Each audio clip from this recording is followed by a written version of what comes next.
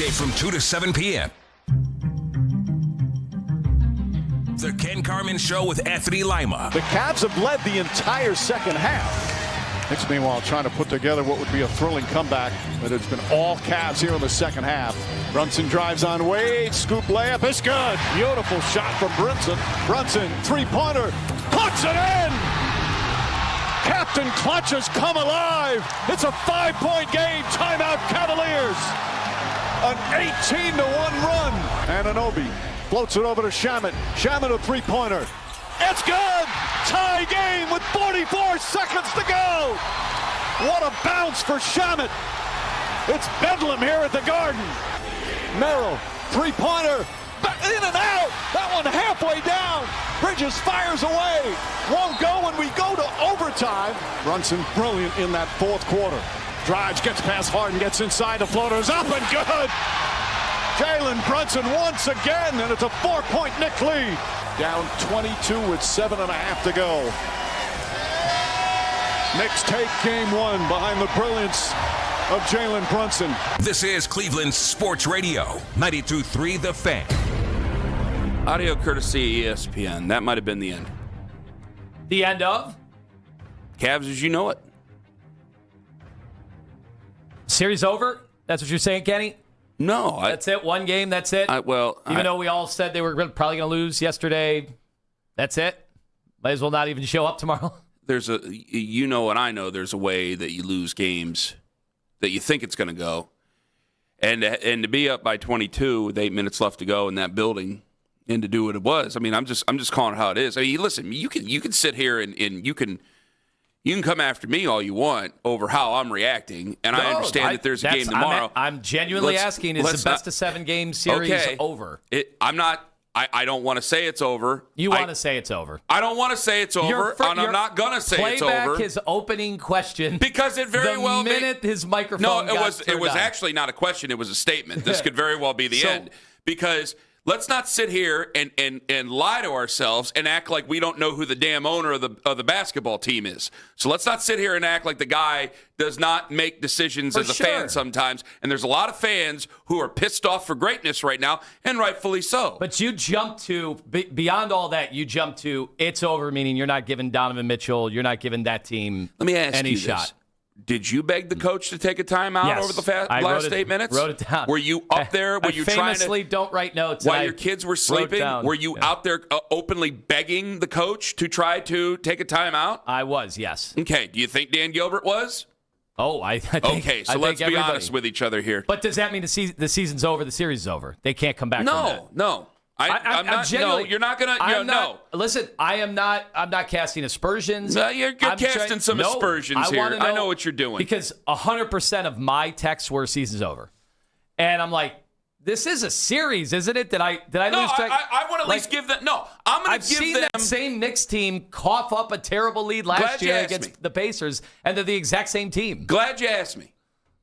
I want to give them tomorrow to respond as grown men. As a professional basketball team, glad you're putting me on the spot.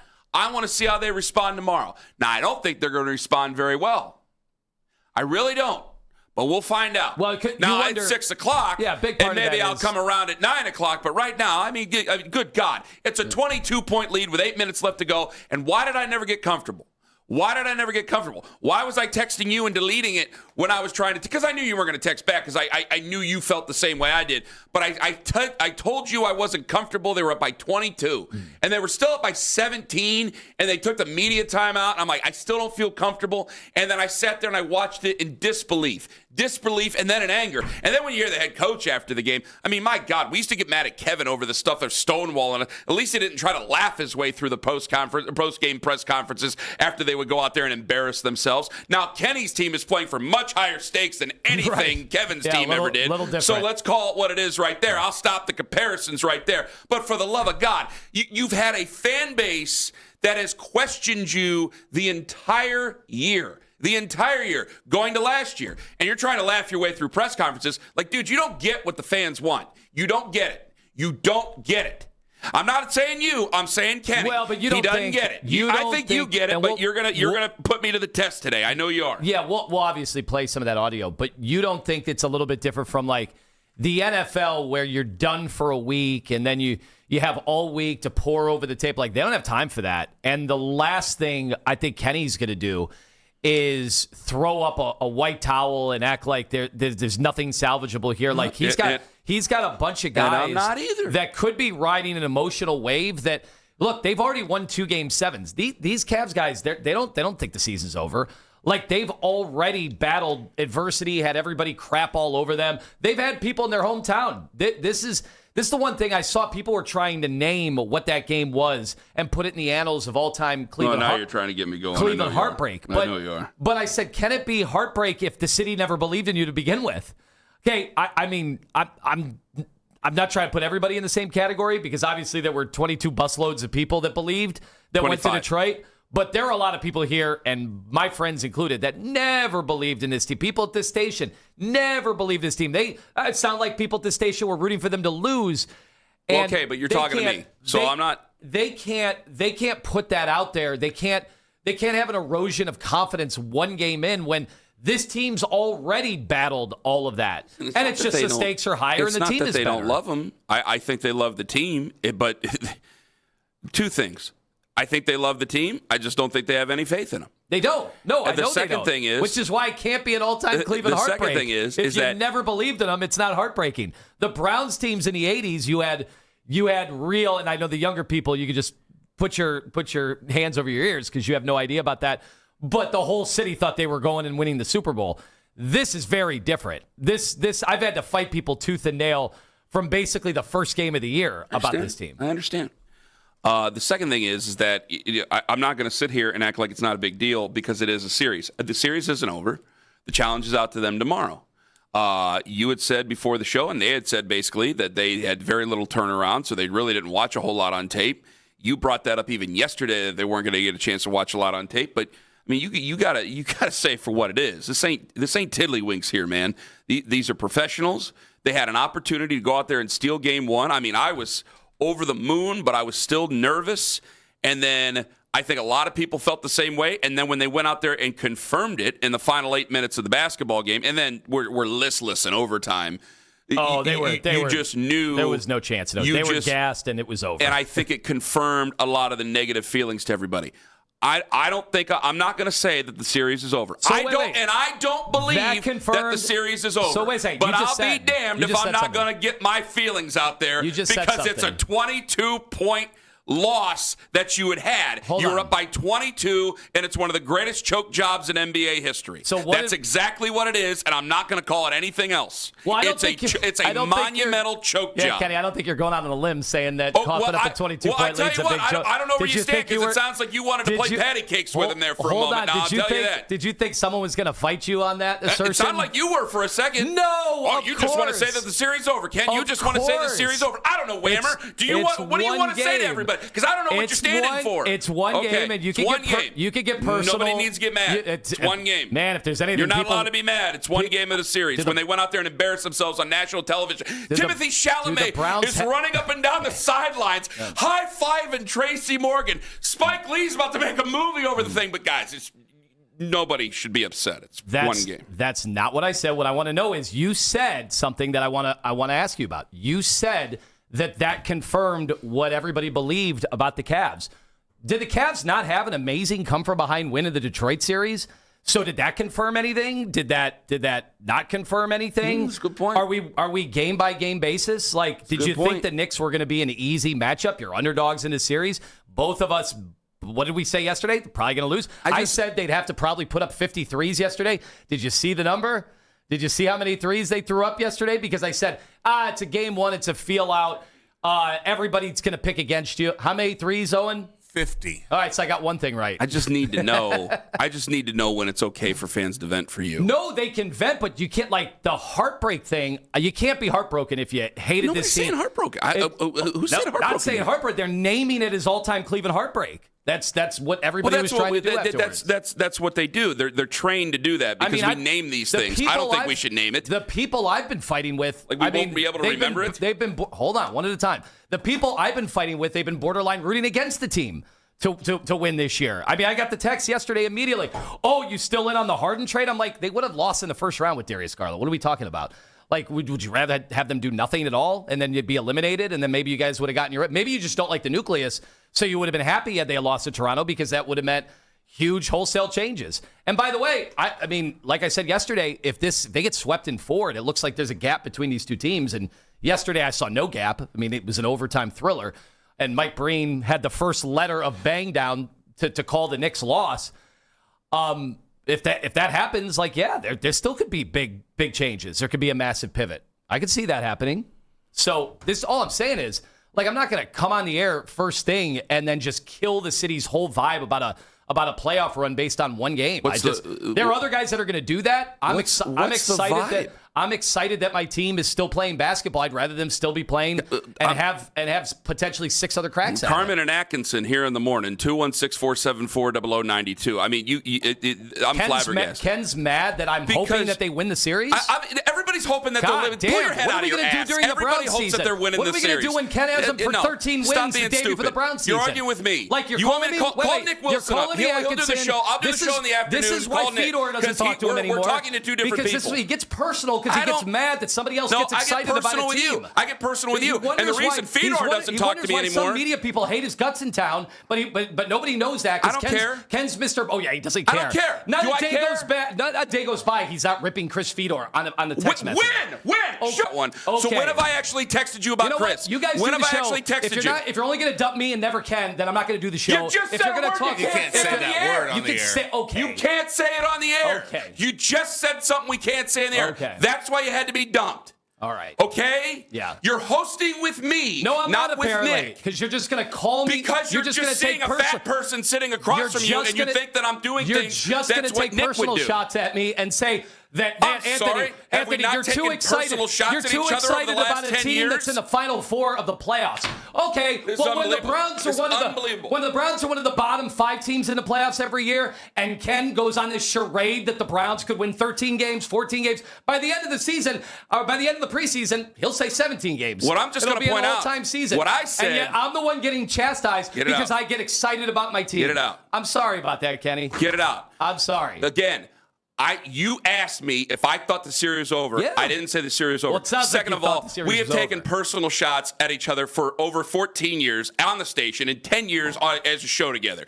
And you know damn well I ain't Nick, and I ain't sitting there rooting for him to lose like you said I was rooting for him to lose. And the third thing about it is I will be honest. I don't give a damn. Personal shot counter is mounting. Now, I'm not allowed to say anything. Tabulating I'm not taking a personal shot at Nick. I'm taking a personal shot at you because I think you've forgotten who you host the show with here over the last few months. Yeah, the biggest Browns cheerleader in the station's history, and nobody gets mad at you. But now they're getting mad at me because I'm excited about the team that's in the Final Four. When the Browns are in the Final Four, are you going to get mad at me because I criticize them once in a while? If the Browns blow a 21-point lead in the fourth quarter, yeah, I'll be pretty upset. Oh, the Browns have never. I'll be pretty upset. They've never blown some opportunities before. That's and for sure. I was certainly angry after they blew those opportunities. Was I not? I'm not going to bring up the other thing. I'm done with the other guy. Whoa, Kenny's not going to bring it up. No, because I'm the one who ends up in an office because it's not my air, it's their air, and I'm not allowed to say anything about the guy. So that that was unfair. No, it wasn't unfair at all. You calling me Cavs mascot, Kenny Atkinson and Whammer. Like, I'm excited. They lost 22-point lead. Guilt, and I'm madder than hell. But guilty as charged that I'm excited that we're still playing basketball. Guilty as charged. I don't know how anybody can be excited after that. I think you could be thankful that they're still playing. But I root next year for them? 5 years from now? Like, when's the statute of limitations on that? Okay. I didn't think I'd be more upset after the blowing the lead than I was last night, and yet this morning they've already torn the show apart. Because they blew the 22-point lead. Well, this is what they do to us. They've torn the show apart. I actually said before the show I'm not ruining friendships over the Cavs. That was a quote. Yeah. Guess what? He missed it. Well, this is me and Ken every day. This is nothing new. Hey, congrats. Congrats, Jalen Brunson. You hit a bunch of. This is the. You got ISO James Harden 80 straight times. Cavs never made an adjustment. They didn't miss. We went in the fourth quarter 5 of 17. Donovan Mitchell took 4 shots.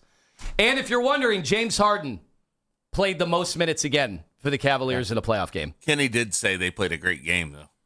3.5 quarters, I'm with him. He did say for 3.5 quarters they played a great game.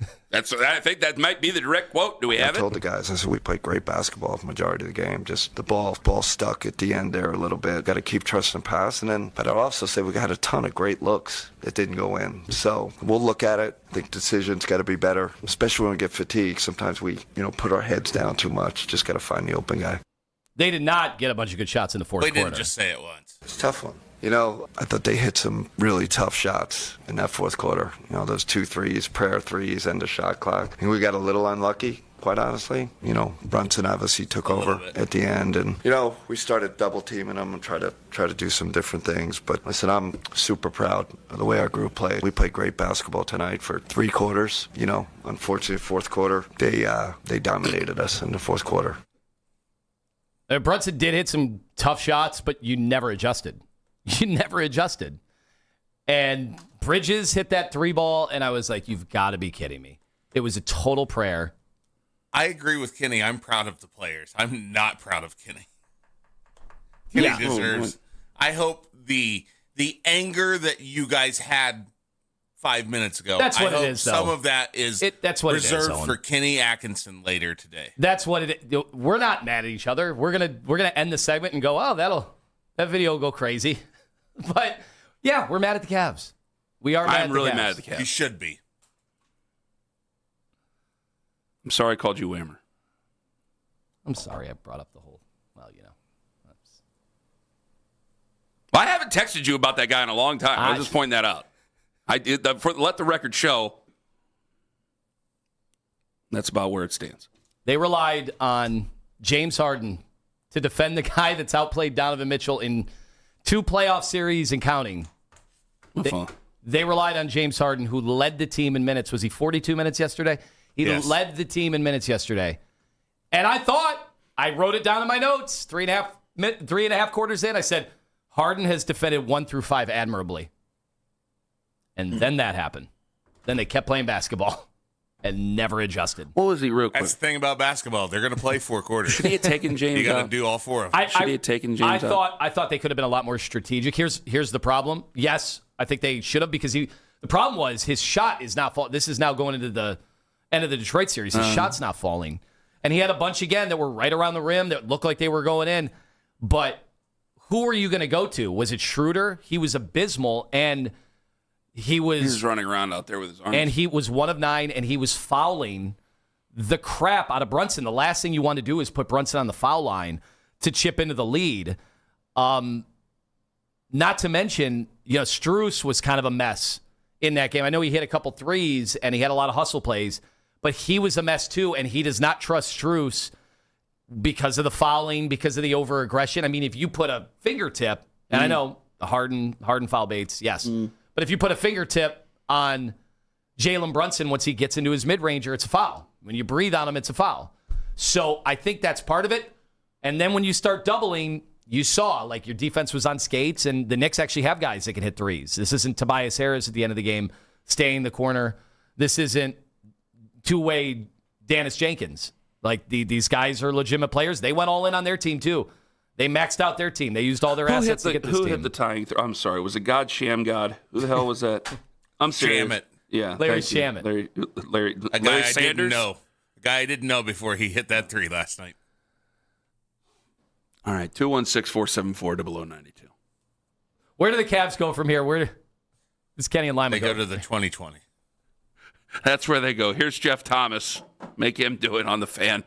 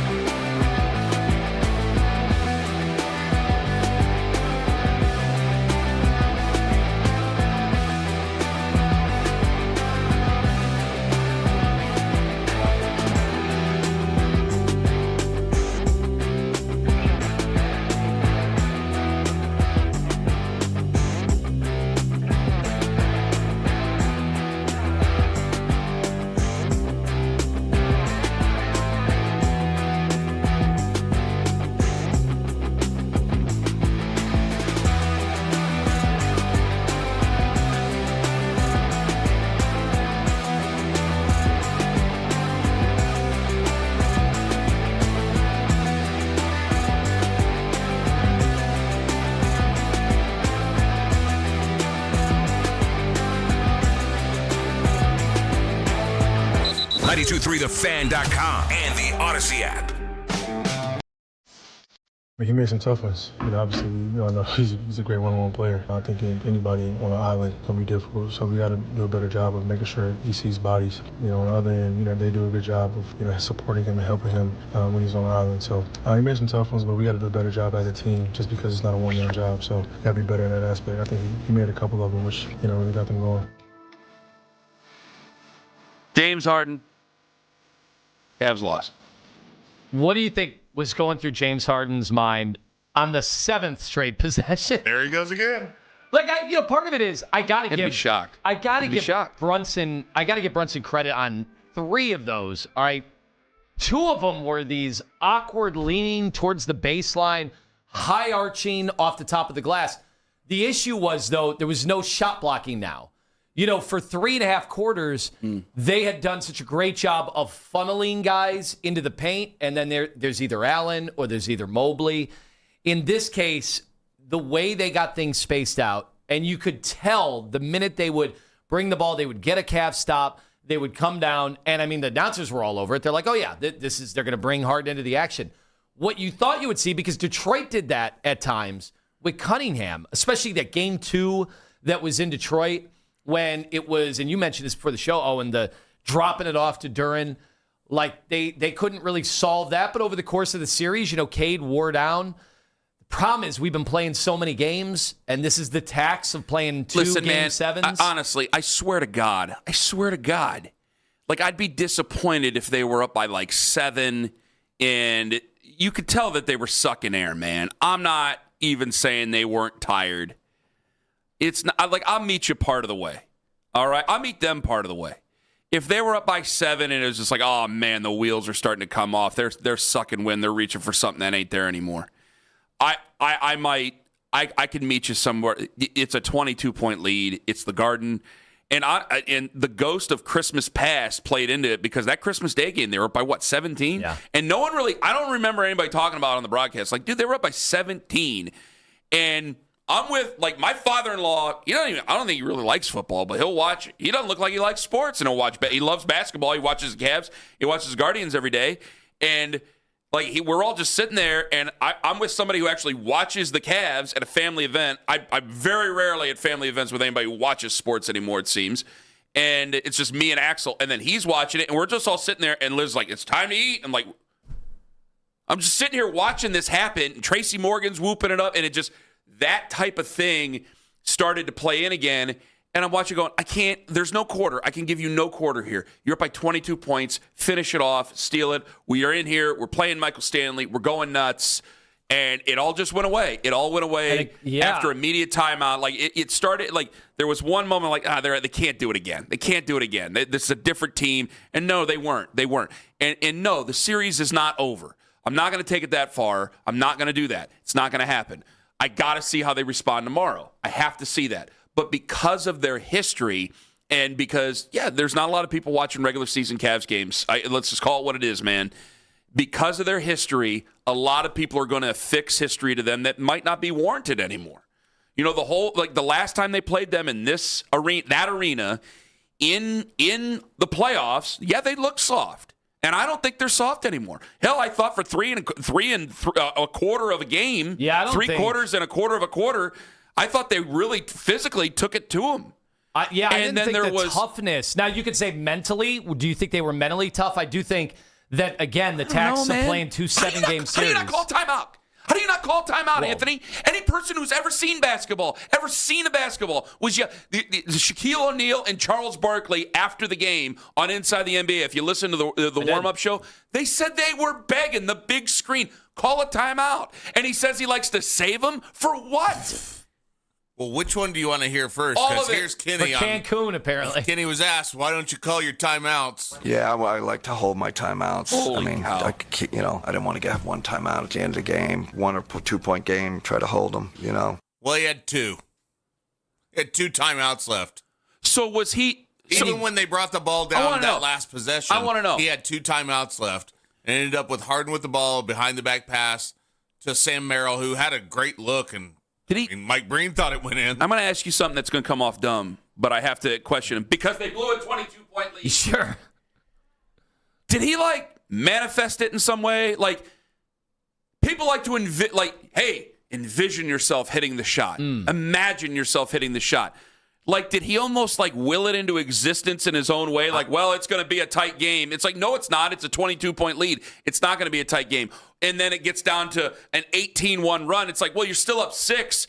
Now you're going to call timeout? Like, what are we doing here? Put the brakes on him, for the love of God. Like, James is letting him go by. I don't know. Maybe he is out of gas. Maybe you got to do something differently. You're the head coach of the basketball team. See, that's the tough thing about it. So I don't mean...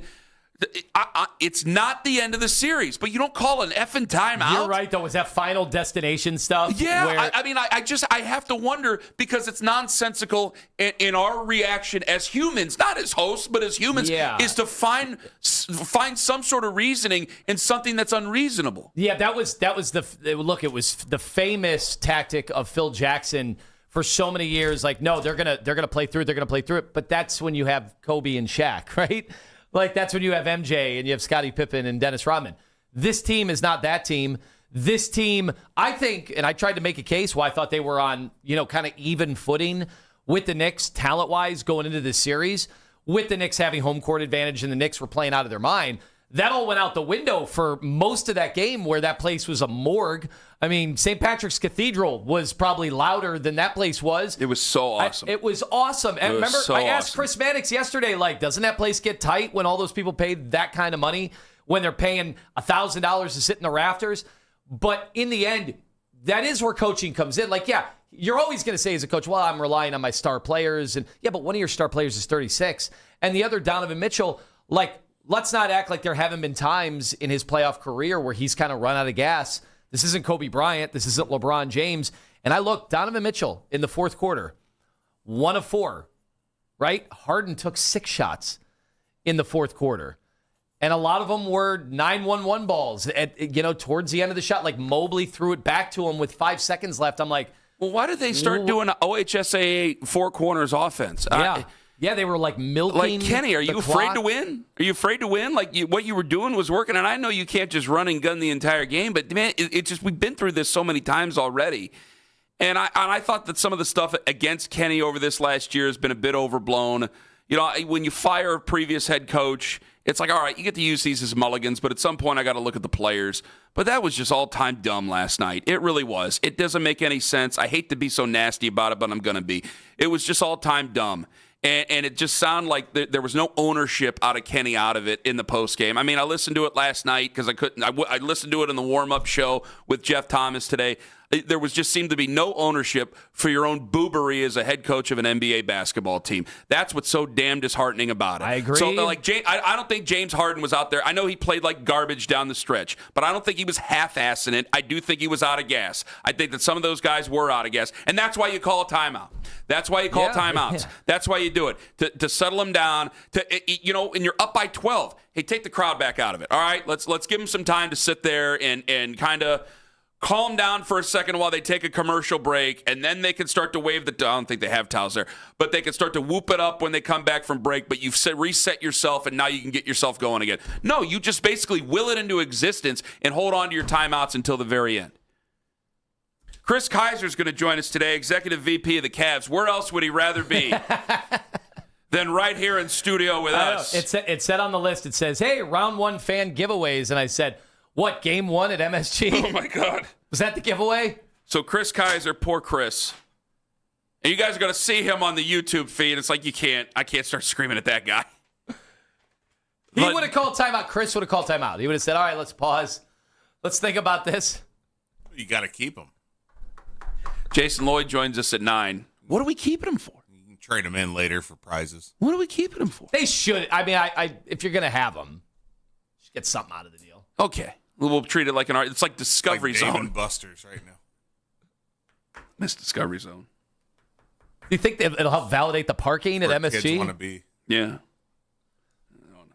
Jason Lloyd at 9. Obviously, I'm beside myself here. I don't want to ask if the series is over. The series isn't over. If you want to say it, fine. I'm not going to ask you if the series is over. But, for the hate, we asked all the people to come out of the woodwork yesterday. Just real quick, we asked all the people to come out of the woodwork yesterday. We waved our pom-poms. We really did. We got worked up. Is this where I just asked the haters to come out? For all you guys who've been saying that we were full of it this entire time, I'll try to say it's one game, but when you lose a 22-point lead like that and you look like you basically willed yourself into that loss, I mean, you got what's coming to you, and so do we. Ken Carman, Anthony Lima, take us with you to work on the free Odyssey app. 199.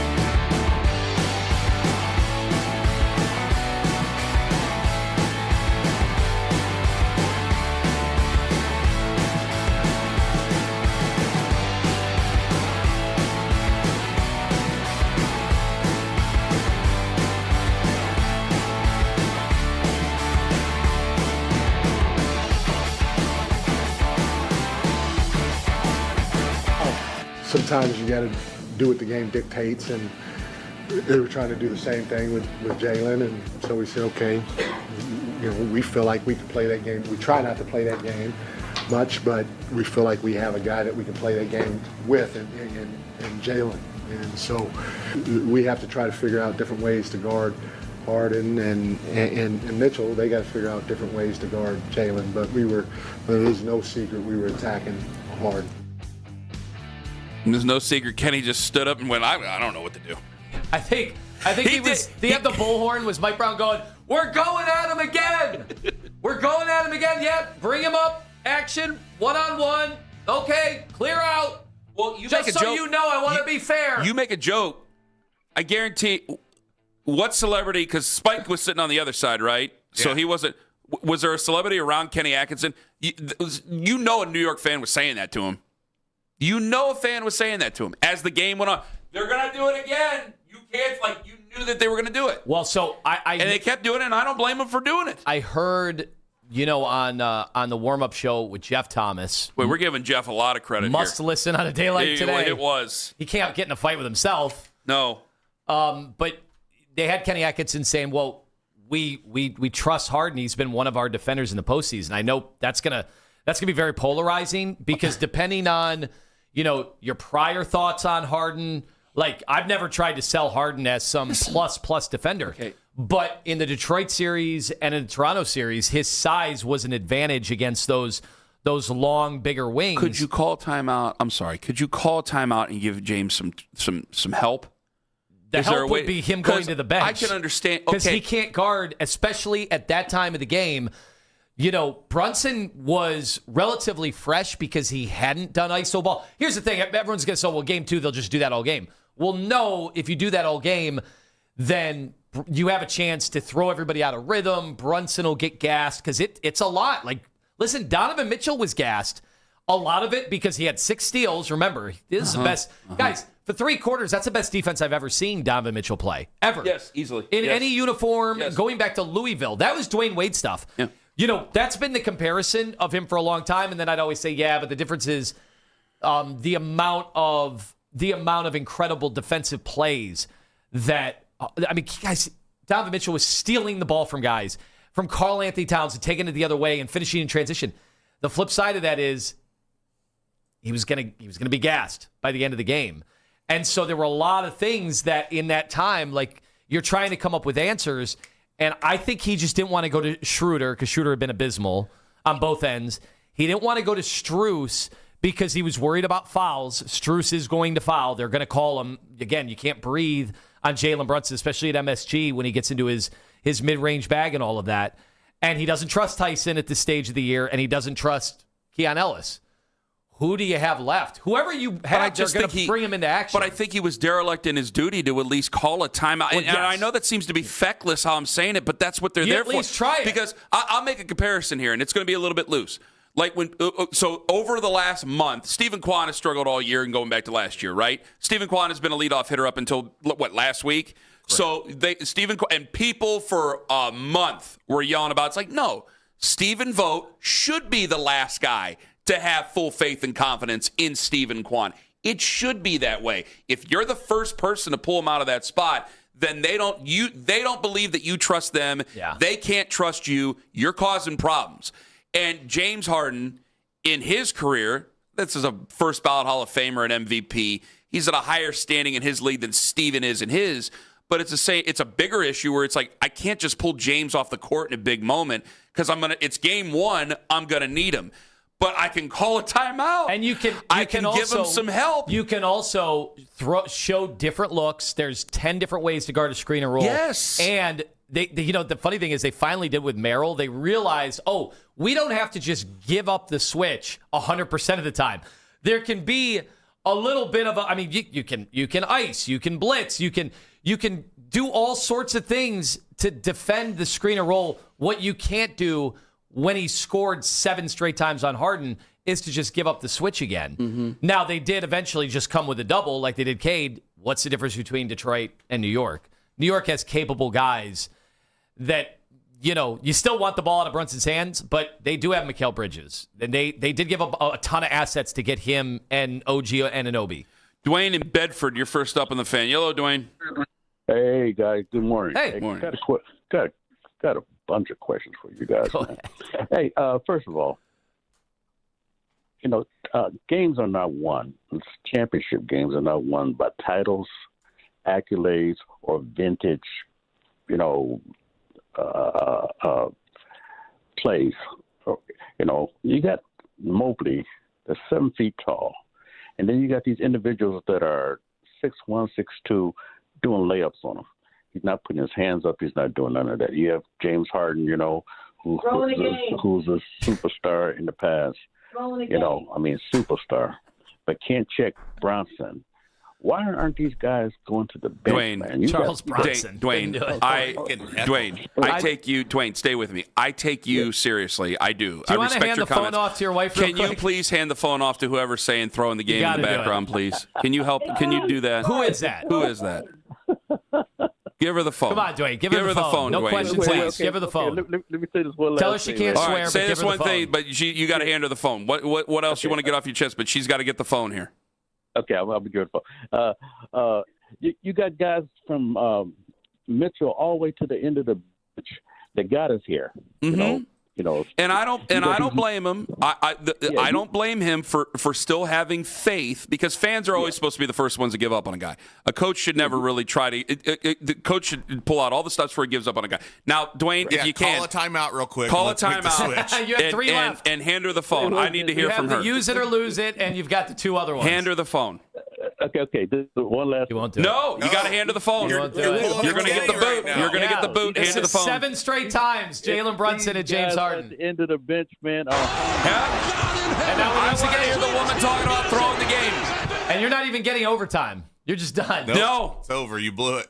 And now you have to answer to her for the rest of the day, because I guarantee that she's going to hear that and go, "Why didn't you hand me the phone?" And Dwayne in the press conference is going to go, I thought it was a great call. We gotta I be thought good it was a teammates. great 3/4 call. of that call, great call. I mean, that was a great, and listen, I don't like to call those timeouts. The points were salient, but you had to pass it off at some point.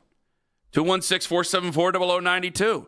All right, I want to get to some of you guys. Haters, come on out. I got to vent. I'm mad. Series not over. Series is not over. And the more I say it, though, the more it's going to sound like I'm trying to convince myself. So I got to stop saying it. Ken Carman, Anthony Lima, take us with you to work on the absolutely free Odyssey app. Northeast.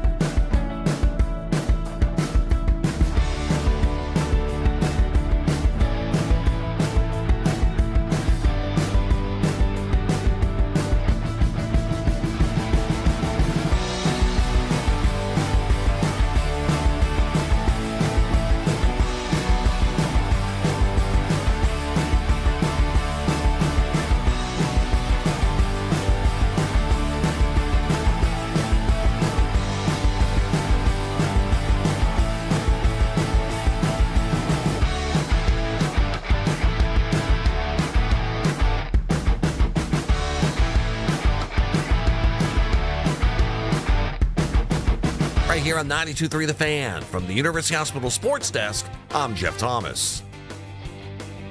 Baseball, basketball, and the Browns. It's why you need the afternoon drive. Weekdays starting at 2. I mean, we held him in check most of the game, right? It was basically fourth quarter. He got loose, and we definitely tried to mix up some stuff, throw some stuff at him. We'll have to keep looking at it. Hit a lot of those tough floaters and hit that tough contested three. I felt like they hit a lot of tough shots. I mean, the 2 Bridges threes. Kind of what are you going to do? This is a recording, Sorry. Anthony. You that scared wasn't the live. hell That out of wasn't me. him live. I'm You sorry. scared the hell out of me. I thought it was a Q&A. 20 minutes away from Chris Kaiser, Executive Vice President of the Cavs, joining us in studio. That poor guy. I want to play the players, cuts from the players, but Kenny was so awful in the post game. He was awful. It was so. I tried to fight it. Because Ken, that's what started our fight. Was you couldn't believe what you heard from the coach, and now as the show is progressing, I feel bad. There have been about the opening segment because now I'm getting increasingly frustrated because they didn't show I'm glad. a bunch of looks. Glad you're there. They didn't until the game was within a possession. Mm-hmm. They waited until it got to 5 and 3. I asked you guys before. I might have actually said it. Like it's. What would you rather have? Would you rather Kenny just stonewall you like Kevin did in post-game losses, or would you rather Kenny do what he does?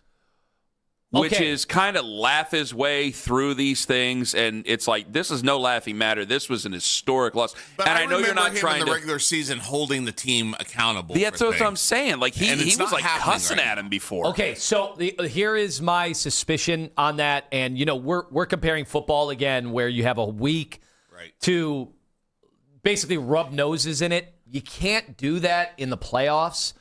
Because he's got part of it is keeping spirits high. He even mentioned that, he thought some of the body language was bad. He alluded to their heads getting down. But what you can't do, what you don't want to do is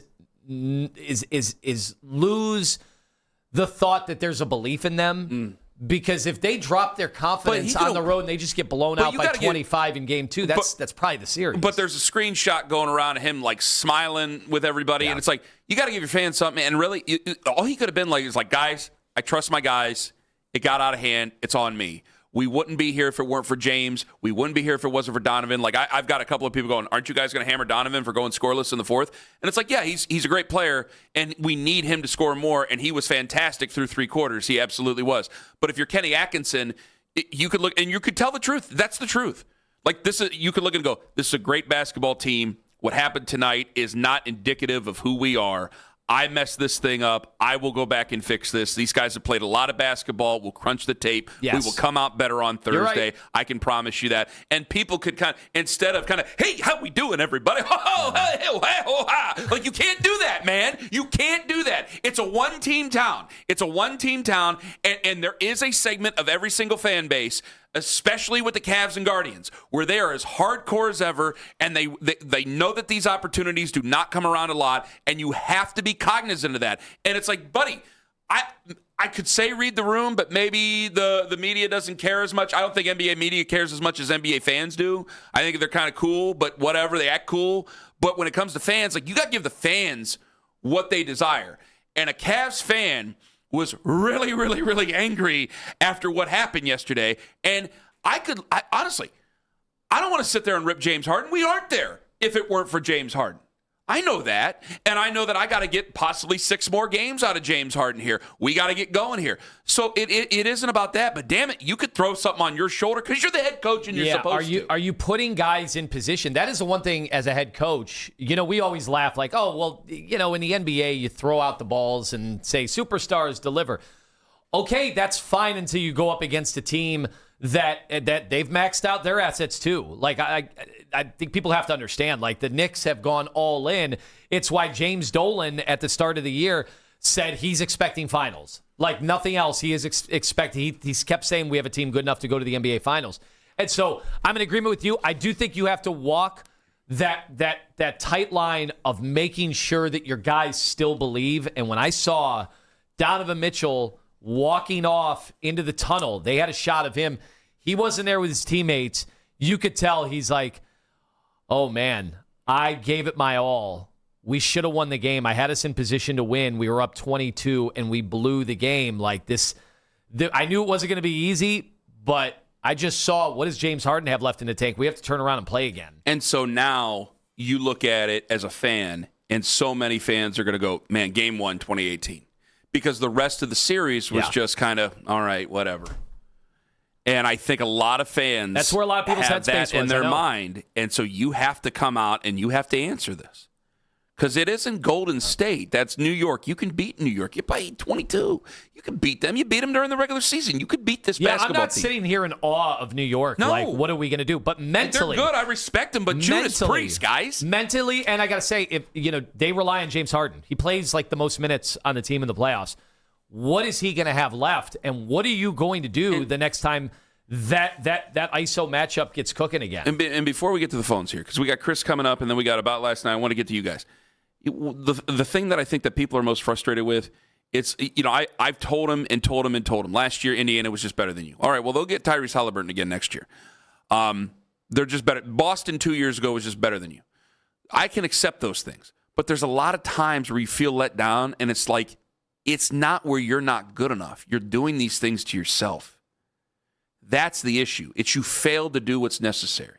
And that's what I think bothers a lot of fans. Whether it be the players or whether it be the head coach of the basketball team not doing what's necessary to help cultivate that. 216-474-0092. Deshaun in Cleveland. You're next up on the Fan. Hello, Deshaun. What's going on, fellas? Hi, Deshaun. Go ahead. Lima, no. Lima, I'm going to talk to you because this guy Carman is just talking crazy this morning. So if you watched that game last night, did you come away thinking, oh, Karl Anthony Towns, we're not going to stop him? No. OG Anunoby, he's a monster. Mikal Bridges, we can't stop these guys. We lost the game because Dean Wade couldn't guard him at the end of the game because obviously he was tired. You're going to put this on Dean Wade, and you're going to tell me that I have my head in the sand. You're going to tell me that I have my head in the sand, and you're going to sit here and blame Dean Wade. What, did you watch the game? Did you see how No, I stared at the wall, Deshaun. You think I didn't watch the game? Yes, of course I watched the game. You're going to sit here and give me Dean Wade? How he was playing when Dean Wade was on him. He wasn't going ISO. How dare you call in and insult your own intelligence to try to tell me that the reason we lost was Dean Wade? Yeah, Brunson scored all his points. Dean Wade wasn't out there. Oh, what are you watching? So your complaint, you're saying that he should have been out there. That No. I'm thinking. Listen, Lima. I'm thinking that he's not used to play. He's only used to playing 20 minutes. Yeah. He's got to ramp it up. He played 29 last night. He's got to play 40 because he's the only one on the team that can guard him. When he's guarding him, he's not clearing it out. But they kept switching to Harden in the fourth quarter. I'm watching it right now. They kept switching to Harden every time that Wade was on him. That could be. He doesn't have to switch. You don't Bridges would just bring Harden over and they'd switch it up. I do think they could have fought a little bit harder to not just give up the switch. There are but different. That's not on Dean Wade. That's not on Dean Kenny Wade. Atkinson. Listen, coaching was major, and I'm not saying that Atkinson is absolved of this because it's his fault. I would sure as hell hope not. No, for sure. We know it's his fault. He didn't call timeouts, but Dean Wade. When Dean Wade guard Brunson, they're not a prolific offense. Sounds like a cop-out. Sounds like a cop-out. No, they're not. That sounds like a cop-out. No, I mean, I think he's saying they do have personnel that and we saw it for most of the game. Then why aren't we yelling about the guy who's in charge of the personnel? Guard Donovan Mitchell. They don't have anybody to guard Donovan Mitchell. We have somebody for Brunson. I'm telling you, we're going to be fine. It's one game, and I know you want to, like all the rest of the idiots in Cleveland, like they haven't seen it for 2 rounds. Did I say the series was over? Did I say the series was over? Well, you wanted to. No, I didn't. I didn't. Yes, if I wanted to, I'd have said acting. it. If I wanted to, I would have said it, Deshaun. I didn't say it. I was so pressing I didn't him. say it. He Deshaun, pressed me. I almost pressing came him. over the table at him, and I still didn't say it.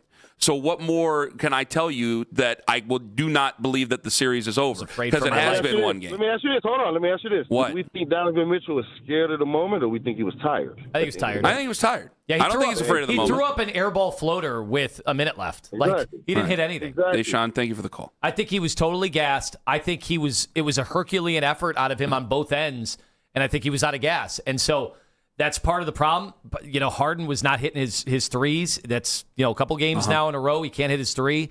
And so then where are the points going to come from? Because all of a sudden, that spacing got a little compromised. Evan didn't really have his way like he did. I thought Evan was outstanding for most of that game. But, you know, they a bunch of guys, it's a team effort to lose a game. I mean, the national headlines are going to be Harden. But why was it Harden? Why did it have to be? You've got the most expensive roster in the league. Why is it? You can't let your team win and lose based on James Harden at 36 years old. I mean, this isn't 2018 James Harden. Thomas and Shaker, I see your point. Thomas and his, to that matter. Thomas and Shaker, hello. Hey, hey guys. Hey, I'm not going to insult anybody's intelligence here besides Kenny Atkinson. He's an idiot. Yo, James Harden yesterday. Here go a football reference. He looked like Romeo Cornell guarding Jalen Brunson yesterday. He looked horrible. I'm sorry. Like, I'm sitting there watching this game. What do you say? Did he flip a coin every a better chance? This is one of the most awkward questions you've ever asked in an interview about the coin flip, because I don't know if he remembered or he just didn't want to do it. Go ahead, Thomas. Kenny Atkinson, watching those last few minutes of Kenny Atkinson just watching his players gas, not calling on timeout, was one of the most infuriating things ever. It was like standing behind a glass window and just watching just something just unforeseen happen. It was horrible. And Lima, you did say that, oh, you can't trust Strus or Jalen Tyson. I would have loved for him to just call a timeout and put Strus in. Hey, we finished the regulation with 2 timeouts. He could have called a timeout, put Max Strus in the game. I wouldn't have had a big problem.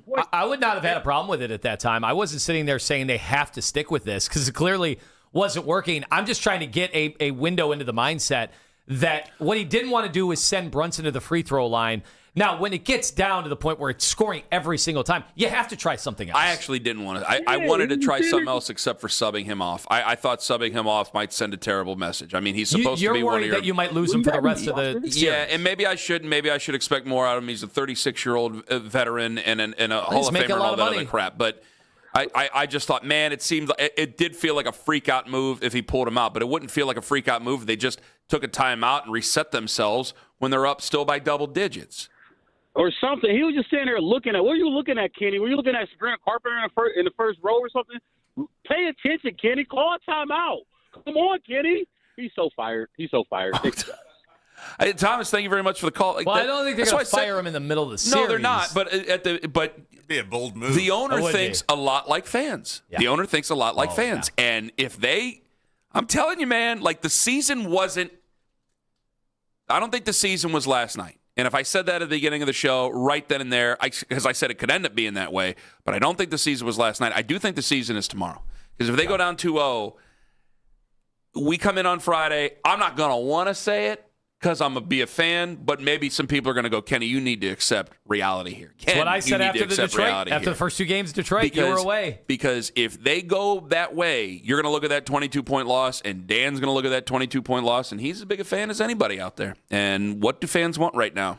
And by the way, when we come back, I know we've got a lot of stuff going on this morning. Chris Kaiser coming Chris on. Kaiser. We also have Dan Gilbert going to social media yesterday after the game. Ooh, spicy on the fan. Anthony Lima.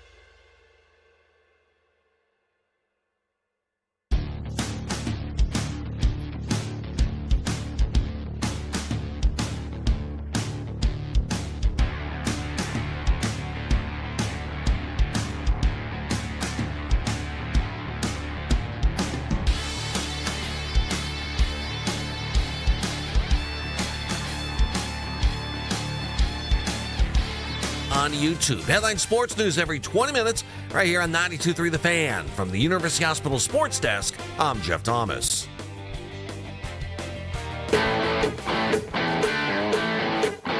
So many things I think played a factor into it. We didn't close it out. We got to clean up on film and go from there. It's one loss. It's a bad loss, but all we can do is go back and watch the film and fix it. It's one game. We could have lost by 40. Still would have been 1-0. So just watch the film. We played, pretty solid for 3 quarters or so. And we'll make adjustments and go from there. As Donovan last night, Cavaliers lost, which, by the way, real quick, there was some – not everybody has gotten the message yet. His dad works for the Mets. He's from that area. So it wasn't like he was wearing a Yankees hat. He was wearing a Mets hat. There were several people who no, his dad works for the Mets. We should have known this by now. It's been 4 years, but either way. I thought everybody did. I thought everybody did, but I got a couple of messages. I got an email from somebody last night after we showed it on TV. I'm like, his dad's a Mets employee, grew up a Mets fan. That's fine. So it's the way it goes. Chris Kaiser joining us right now in studio. He's the executive VP of the Cavs and Rock Entertainment. Hi, Chris. Good to see you this morning, friend. Great to see you guys too. What a morning! Huh? I give credit. We give you credit. This was kind of a brutal thing to walk into. The show almost folded in the first 15 minutes. We had to gather ourselves. We were taking out the frustration on each other. We had to dump each other. It was that nasty. There were personal shots, and we're still here. There's still a series here. It's not like football. Series is not over. Yeah, so I'm not. I got to tell you, there have been some very angry calls earlier this morning.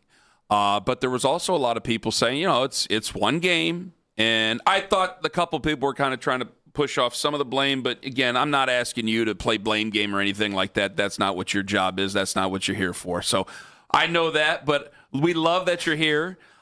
Real quick, if it's you, how do you pick up the pieces and get ready for game 2? Because it's a series. Yeah, I mean, it's one game. I think if you look at even Dan Gilbert, he put a tweet out after the game last night, and it's, really, there's not a lot good to say about a 22-point, lead that we blew in the fourth quarter. But we've come back strong from all these different moments throughout the playoffs. We dropped game 1 and 2 in Detroit. I think that game 6, the game 6 loss was also something that I think we thought we'd talk about for a long time, and that's something that's kind of ancient history right now based on how we performed in game 7. Yeah, the tweet from Dan, hey, Cavs fans, that's as tough as it gets. Hard to find anything good to say about blowing a 22-point lead in the fourth on the road in the Eastern Conference Finals. But at the end of the day, it's one game, and this team has proven over and over again that it can come back stronger than ever. Let's get game 2 Thursday night, and this will all soon be a distant memory. And I was talking to Chris off the air. I'm like, the one beauty, there are rough things about a playoff series for sure. It's riding the waves of emotion. But I said this last series. I'm like, man, game 6 never happened. And that was my thought. The minute that game ended, I wasn't going to go listen to anybody else. I didn't even really want to hear them talk about game 6 because I knew none of that would matter. We'd only be talking about game 7. And this is twice this team has overcome, really tough situations, disastrous situations. But we've also seen this team has come from behind. They have also pulled games out of their you-know-what that nobody thought they could pull. And yesterday, they were 7.5-point dogs, and they turned MSG into a morgue for the better part of 2.5 quarters. And they could not finish, and they got to wear that. But there is some resiliency to this team. I'm a little surprised to hear people act like they haven't been resilient at times during the playoffs. Yeah, I mean, this isn't the 2023 series, the Knicks series. I think we talked about, like, they came out, they played well. It wasn't like, they played hard. Like, I think, they've shown that we can definitely play with the Knicks, and we have a long series ahead of us that we can prove that, we can come back and we can bury another one of these moments throughout the playoffs. I mean, they're a resilient group. And they're a veteran group, and that's why we went and got James Harden, and we went and got some of these, why we have Donovan Mitchell, and all these guys have all this playoff experience now. So the series comes home on Saturday. We'll get to that here in a moment. Tomorrow night, there is another watch party over at Rocket Arena. Am I correct about that? Yep, watch party. So we had a watch party last night, great crowd. Yeah. I think we had around 4,000 or 5,000 people down there yesterday watching the games. So if you show up at 7 o'clock, an hour before tip, we'll have a bunch of different activations. We try to treat it almost like a home game in terms of we do the intros, you got the flames going, all those different things, but it gives people an opportunity to come down the arena and experience that game atmosphere that they may not normally have on a home game. And these things grow. What's always beautiful to see over time, and that's one of the awesome things that I think Dan Gilbert and the Cavs have brought is, making it feel we were envious of cities like Toronto, right? Because they would have their entire town. It looked like, you saw last night outside of MSG. Well, these things build as the playoffs go, and it was a lot of. I remember going to these when I was younger. Yeah, and I guess the crowds continue to get bigger and bigger as we get towards those, towards the end of the series. But it was a great crowd last night, and I think we've, people continue to show up and show out, and the energy they bring to the building. I think last night I could have used, I needed some of that, anxiety sharing, with the other fans around us, but great energy in the building, and it was electric at least through about halfway through the fourth quarter last night. So tip-off tomorrow night, 8 p.m. Doors open at 7, just like Chris said. Tickets are $5. They go to the Cavs Community Foundation. You can watch the entire game in Rocket Arena. There's also chances to win Cavs playoff ticket opportunity, so you can end up going to the game or you can end up watching the game in the arena on Thursday and then going to the game on Saturday if it goes that way. So there's a lot of good opportunities for those for a cheap price to go in there, check out the arena, have a lot of fun.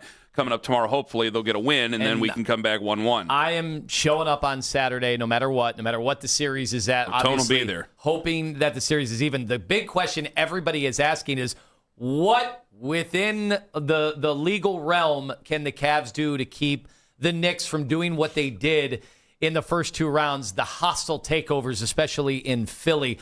What can they do? Because there's only so much. I mean, when you own a ticket, Yeah. At some point, there's an open market. It's capitalism. Yeah, Spike Lee is going to come with hundreds of thousands of dollars of money, but what can you truly even do? I love that. It's a little bit hypocritical because we just took over LCA, I feel like, in Detroit, and that was like a lot of different tactics around that. But we are protecting, I think, members, first off, don't sell your seats to folks from out of town. Like, I think that's a big thing. If you're a Cavs fan, try to keep it in market, and at least you're going to sell them. Try to sell them to folks from Cleveland.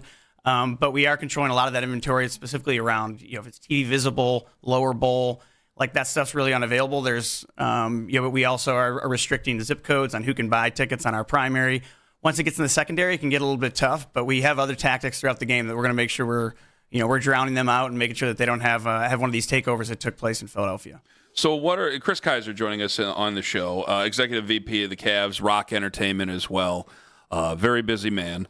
What are some of the other things that possibly could be coming up on Saturday and then Monday, Game 4 as well? Yeah, so for all of our home games, we're going to have a fan fest presented by Huntington Bank. So it's going to be right outside the building, right in Gateway there, but between Progressive and Rocket Arena. So if you're out there, there's going to be a DJ, there'll be ticket giveaways, food trucks. I know you'll have a broadcast of the game playing out there for folks that can't come inside the building. So to the Jurassic Park, a comment you just made, that's what we want. We want it to be electric downtown. We want people, spending their entire day downtown and enjoying the game together with other Cavs fans. I just wonder, what are we going to do about, I saw Amon Shumpert last night. What are we going to do about Amon Shumpert and J.R. Smith? Because there's split allegiances, and it was all the Knicks ex-players. I saw more of them than the celebrities last night. And guys that weren't even... Wait a minute, where do they win the championship, right, that's the thing. If they won the championship with us, then they're ours. Are they wearing the ring? There's no way. If Amon Shumpert's sitting with all the Knicks fans, is he allowed to wear his ring last night? Is Saquon Barkley a New York Giant, or is he a Philadelphia Eagle? So if they're in the NFC Championship game someday, Saquon Barkley, no. It's not how... Same thing when we talk about trade number 95 there. Sorry, go ahead, Chris. Answer the man. Answer the question. I'm sorry. No, I can't speak to that. All I can say is that we have you guys have seen the sword pull tradition in pregame. So we have 2 big Cleveland names that are going to come in, one for Saturday and a legend from the championship team that's going to be here on Monday. So I'm dropping the hint right now, but it's going to be a legendary guy from the championship team. So somebody who's not currently playing in the playoffs, here we go, who is on the championship team in 2016 that is coming into town. You let people guess. That's all true. Anybody. All those points are true, what you just said. But, so I'll if you got to buy a ticket to be there, see it live. Can you imagine? We're just going to move on from that. Chris Kaiser joining us here the hallway in studio. I'm going to hum it. You go ahead. Yeah, I just want people to understand, the energy of an Eastern Conference Finals. That place, regardless of what happens, and I think they absolutely have proven that they could split in New York. They should have won last night. Okay, there's no doubt. Choke job, coughed it up, whatever you want to say. It's all true. It divided the show to start out. I'll just tell you this. Saturday night better be a party. It better be a party. People better walk in there expecting to win and drowning out whatever Knicks fans, the obnoxious Knicks fans that are going to be there. And what's great about the energy of that building is we have always had one of the best home court advantages. It's been one of the loudest places in the entire NBA. Every broadcaster that comes in, they say it each and every time. That place is going to be awesome on Saturday night. Eastern Conference Finals, are you kidding me? This is exactly what we wanted. This is what we wanted all year. I mean, it's going to be crazy. I mean, if you were at Game 3 of Round 2, I mean, that same level of desperation. We could win Game 2, and it could be even crazier coming back, I think. But again, we were undefeated at home in the playoffs up until Game 6, and a lot of that's because of the game presentation elements, the fans, the energy in the building. Like, our players feed off of that, so we're going to need everybody to be out there and bringing that energy on Saturday night. Chris, we can't thank you enough for the time. Thanks for coming in. We know it was a tough day to come in. We're glad that you came in here, man. Hey, fans, we just need you to let them know. Chris Kaiser, Executive VP of the Cavaliers and Rock Entertainment, in studio with us. Chris, thank you very much, my friend. Appreciate it. Thank you. We got About Last Night coming up here in about 10 minutes. Go ahead. I wanted to hear this. This was especially soul crushing, and your mind plays tricks on you. You know, when you are in the thick of it. Did you hear Mike Breen yesterday on the call with the game on the line? So everything was going wayward. Mm-hmm. Like, everything was going south. It was getting worse and worse and worse. And then 30 seconds left, James Harden comes down. And I know there was a lot of no yeses, but 30 seconds, he goes into his bag. He's at the free throw line. He shoots that kind of step back, and it hits every orifice of the rim and falls, and you're up 2. They come down, Brunson races down, they get a 2. So now it's a tie game. Yeah. And Kenny elects not to call timeout. Now, I don't know if this would have validated it, how we would have been feeling about it had it gone another way. But James Harden has the ball again. Ball was magically in James's hands a lot during the fourth quarter. He goes behind the back, hits Sam Merrill. Here's the call on ESPN. Merrill, three-pointer, in and out. That one halfway down. Did you hear the B started coming out? Mm-hmm. Merrill, three-pointer, in and out. That one halfway down. Oh, God. I'm telling ESPN. you, it's crazy the tricks your mind and your brain can play on you at a moment like that. I was like, is there a chance? And this all happened instantaneously.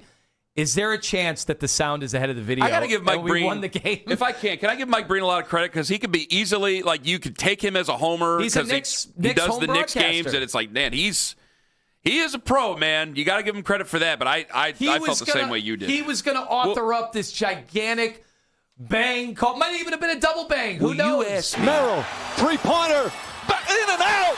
You asked me how I was during the night, and you said how you were. Were you yelling? You didn't yell. I was standing up. My arms were on my head like this for the final. In real time, it was like 20 minutes, but game time, 4 minutes. I sat there, and it was on the couch, and I started getting nervous, so I started scrolling through Twitter, and I know I tell everybody, like, oh, no, I got nervous. I started looking at Twitter. And then with about 2 minutes left, I just sat there with my arms folded, and I just watched it take over. Because the last time I got really loud during a game was the Carolina game, which is sad because it was week 1. The Carolina Browns game when they beat Baker when he was with Carolina, and I lost my voice, and I go, what a waste of time to lose your voice over week 1 of a Browns season. So ever since then, I've tried to be quiet during games. And I do not care about waking up my kids. That doesn't matter about that. We have 2 different households. Yeah, well, I understand households. that you have to walk around like a cat burglar, but for me, I just sat there with my arms crossed, and I gotta admit, like, when it went to overtime, I just wanted to beg them to change people's opinion, and then when it wasn't going our way, I just started to get ready for. Went upstairs, did my stretches, and then got ready for today. And I did not realize we were going to be screaming at each other in the first segment. I should have realized that, but that's the way it goes. Jason Lloyd going to join us at 9 o'clock. Coming up in 5 minutes. He'll turn our morning around. The Guardians, they got another win last night, and players who were in NBA organizations allowed to go back to college. It's happening. Ken Carman, Anthony Lima, Jason at 9 on The Fan.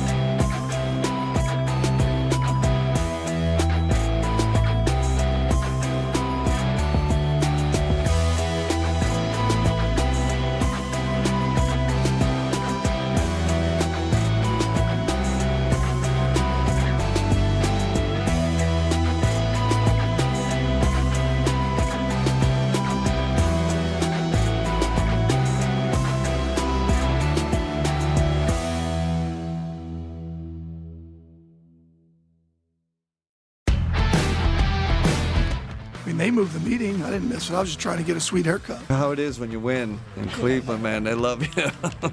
When you lose, whew, it's the way it should be. He's a piece of crap. The kid, he sucks.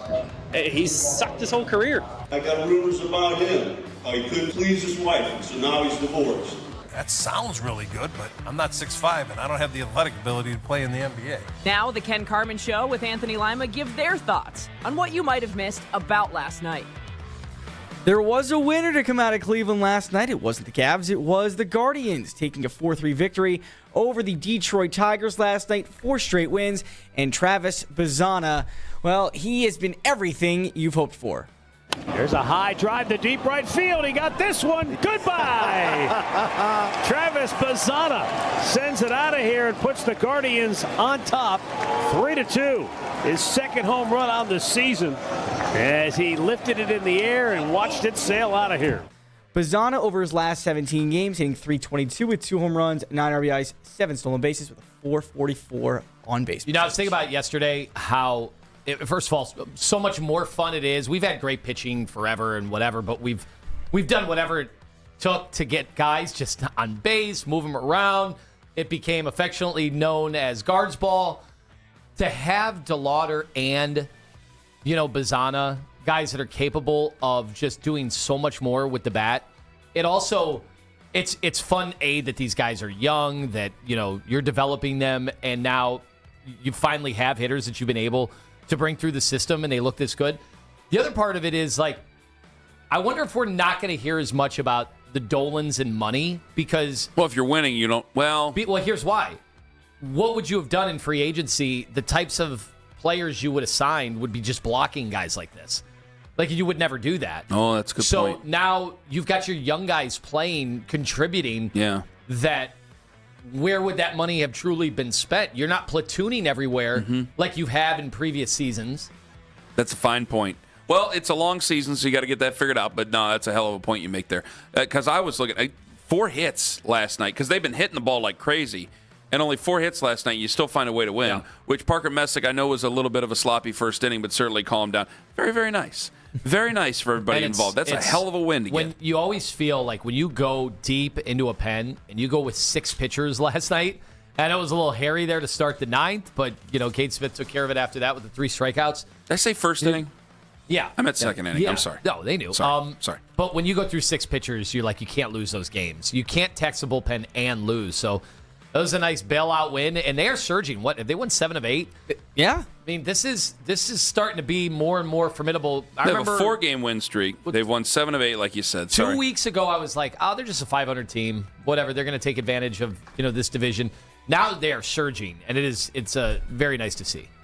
And by the way, Kate Smith, 15 saves through 50 games. He is only 37 saves away from breaking Emmanuel Classe's single-season saves record. I hope he does, because I don't want him in the record books. He'll be in another record book anymore. Well, they will be mentioning his name in federal court soon. Actually, that's still a ways away. It's like November. 2 former pro players are going to LSU. The Cavs' 2025 second-round pick, Salu Niang, who played Italian pro basketball since 2021, he's going to LSU. And then former Big East Player of the Year, R.J. Lewis Jr., who committed to LSU. He signed a 2-way with the Jazz, and he was actually, traded for George Niang. Yeah. How are you traded for a player going back to college? This is really dumb. Kenny, here's my question. This is where it becomes just it's semi-pro or whatever you want to call it. We've always been under the understanding, some guys have 6 years of college, and we talk about them with the injuries, and Robbie Hummel, spent a lifetime, it would seem, at Purdue. But now you're basically saying that is college sports, we're taking the college out of it. Guys admit they're not going to class and all of that. They're doing everything on Zoom, and some of them have graduated, and they're still playing. Are we getting to the point where whatever you want to call this level of sports is just the best non-current pros there are, and that's what this level is? Are you going to have guys that washed out of the NBA or the NFL, and they're like, hey, but they can still play in this realm? They got to put an end to this. This makes no sense. Is the 5-year rule only for football, or what are we doing for basketball? Because if you do, then what's the point of the G League? Right. What's the point? Seriously, what's the point of having the charge? This is the What's G the point League of having now. the main red clause? I don't know. What's the point of having Ignite? Those are the 3 G League teams I know about. Yeah. Is there a team in Fort Wayne? I'm sure there is. There's like Raptors 512 or something. Yeah, they got weird Raptors names. 905, yeah. Raptors 905. There you go. Yeah. Garfield 1 2 3 2 3.